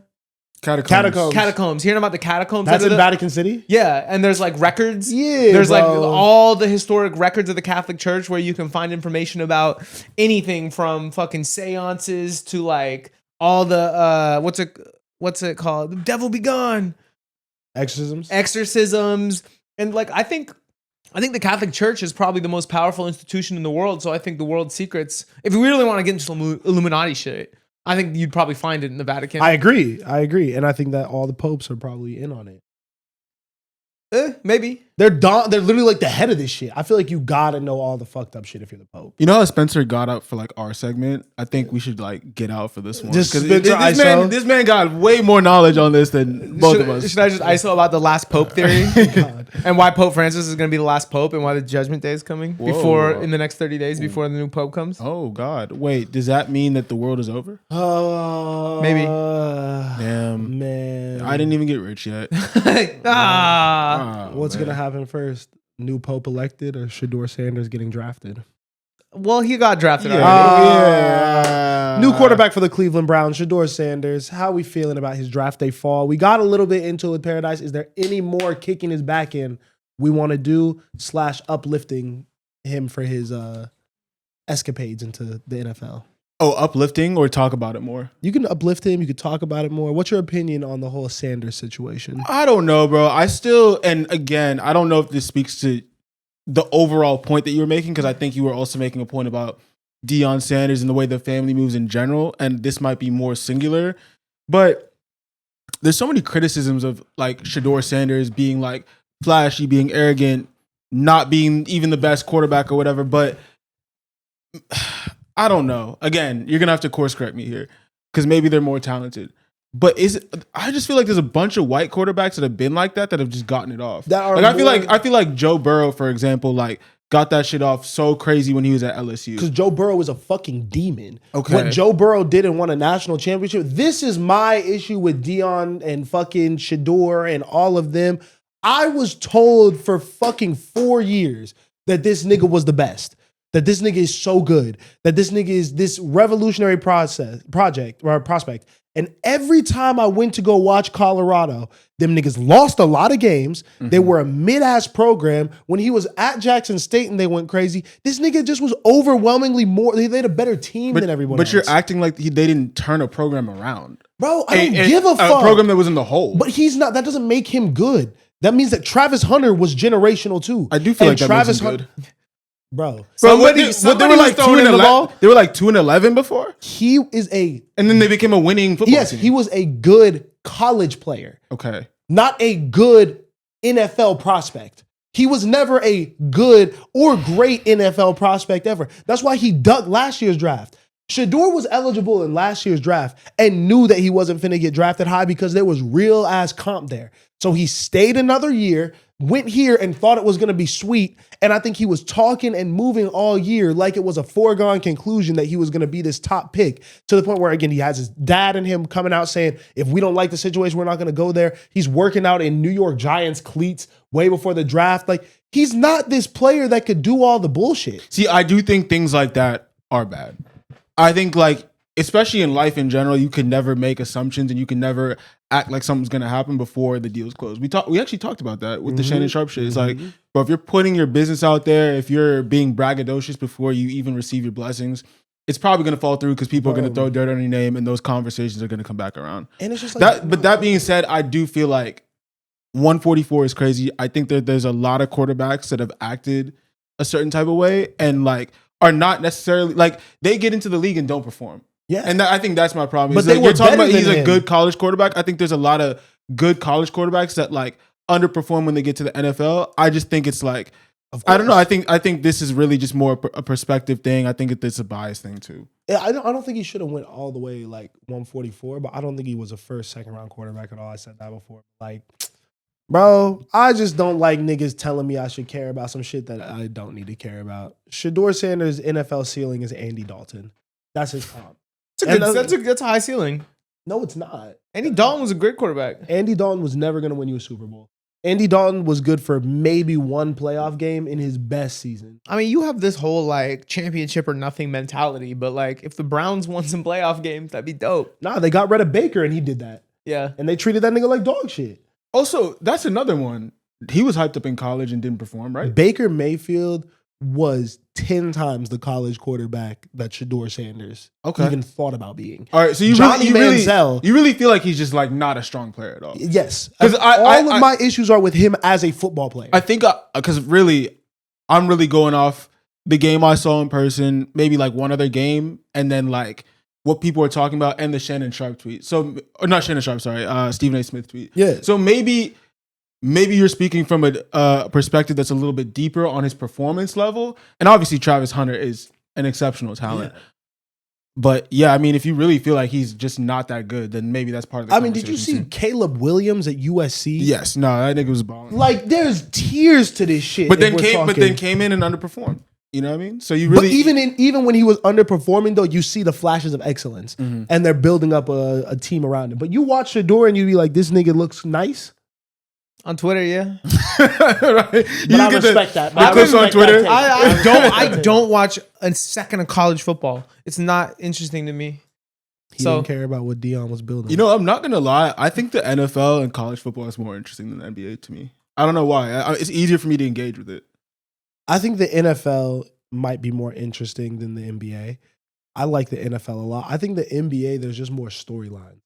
I think I really like that. Football is the easiest sport to really dig your teeth into as a consumer because there's one game a week. Yes, you can be a fan of a team and watch the one game and know everything. Yeah. As opposed to like it's impossible to watch every NBA game. Bro, it's so difficult to keep up with that shit. Yeah, in my opinion, I'm just a fan of basketball. But yeah, I just like the sport better. Yeah, but I can objectively be like football is a more entertaining watch because the points mean more too. Like there's mad like. Each layup is not that consequential. Yeah. You know what I mean? You could get back. You could come back from 20, 30 points, but like 2-3 touchdowns, that's a big, everyone feels like a big moment, you know? So, football is also just so dramatic. It's dramatic. so funny, bro. Yeah. Bro, but NBA be dramatic. Niggas be talking crazy, bro. Anthony Edwards makes the NBA the funniest fucking show on the planet, bro. Just getting to hear his mic'd up after the game. Yeah. Or just all the shit that he was talking to now other players and the crowd. I love it, but. Let's do the playoffs for a second. Okay. So I have questions. If we get Lakers Clippers, who's taking it? Lakers. Okay. Do you think there's any chance the Cavs beat the Celtics? No. That's so crazy. It's not. I agree with you. I don't think there's a chance, but like watching them play today and seeing what they've done the entire season, it's like, yo, this is like the best team. I was going to say, I thought they had a strong season. They're the number one seed. Yeah. I think that there's something to be said for one, I lose all respect when one of your top 4 players gets on a microphone after a game and says the lights were too bright. I don't give a fuck. But Was that a quote? Yes, that's a quote from a real NBA nigga after he just got bounced from the playoffs. That's crazy. Crazy. Jared Allen, fuck with you, but like, gang, we can't be doing that. I think that there's a sense of calm that the Celtics play with too, where like they've already done this. They know what it takes. They know that, we have a 15-point lead in game 2 and we're up 1-0. I have to treat these next 10 minutes like game 7 because going up 2-0 is going to shorten this series rather than making it go 6 games, you know? Yeah. I think there's just little things that make me be like, the Celtics got it, and the Cavs haven't been here before.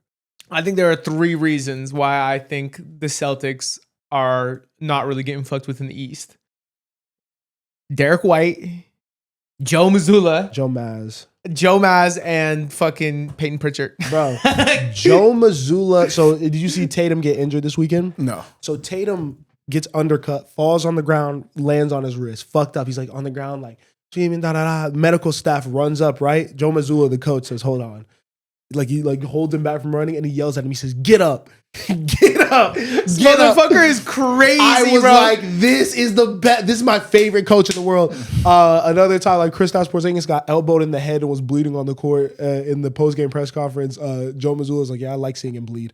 Like, it was good. Like I was like, yes, I need to see another psychopath on the NBA court just to let niggas know that it's really like that. Nah, for sure. Like, you can't fuck with us. I know that his pregame speeches be having niggas ready to run through a fucking wall. Yeah, he's easily the most lit coach in the NBA. I love it. I love it. And like, I don't know, they have too many pieces. So I agree, but it just sucks because the Cavs are such a great team. Like, Donovan had a terrible game today. Yeah. And they fucking blew out the Heat. But you got to take that L. I think taking that L will make the Cavs a future championship contender for real. Okay. Like, they're going to learn a lot from that. Who's coming out of the West? Thunder. So Thunder Celtics? Yeah. Who got it? Celtics. Celtics? Back to back. Back to back? Back to back. It's the Thunder year. I'm not mad at it. It's the Thunder's year, bro. I think Thunder are definitely taking it. I'll go Thunder Celtics too. I'll go Thunder in 6. It's going to be a great series. But I don't want to sleep on the Warriors.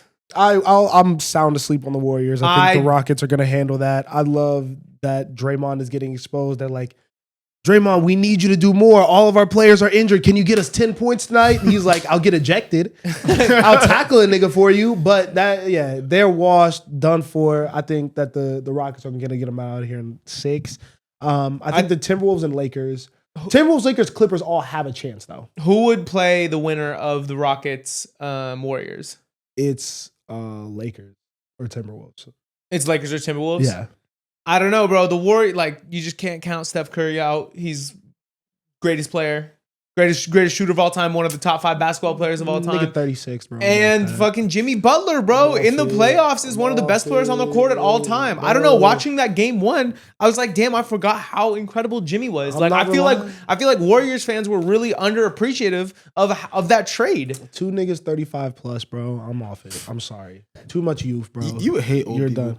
I am a realist, bro. And I am in the now. I'm not focused on names. I'm focused on what I see with my eyes. And what I see with my eyes is Stephen Curry scored 3 points in the game against the Rockets. Not because he is not great, but because that nigga was tired. And Amin Thompson and Jalen Green and Tari Eason have a lot of energy. And Jimmy fell. And it's like, that looked like an old man fall. You know what I mean? Like, he was like, I can't get up. I'm going to have to sit out the rest of this game. I'm like, you good, bro. Chill out. Go to Cancun. That's our playoff talk. I don't think there's anything else, man. But again, we appreciate Paradise for coming through, chopping it up with the gang, man. Make sure to check out his new single, tap into the video, bro. And yeah, appreciate y'all for watching. Like, share, comment, subscribe. Tell a friend and tell a friend. Catch you in the next one. Peace.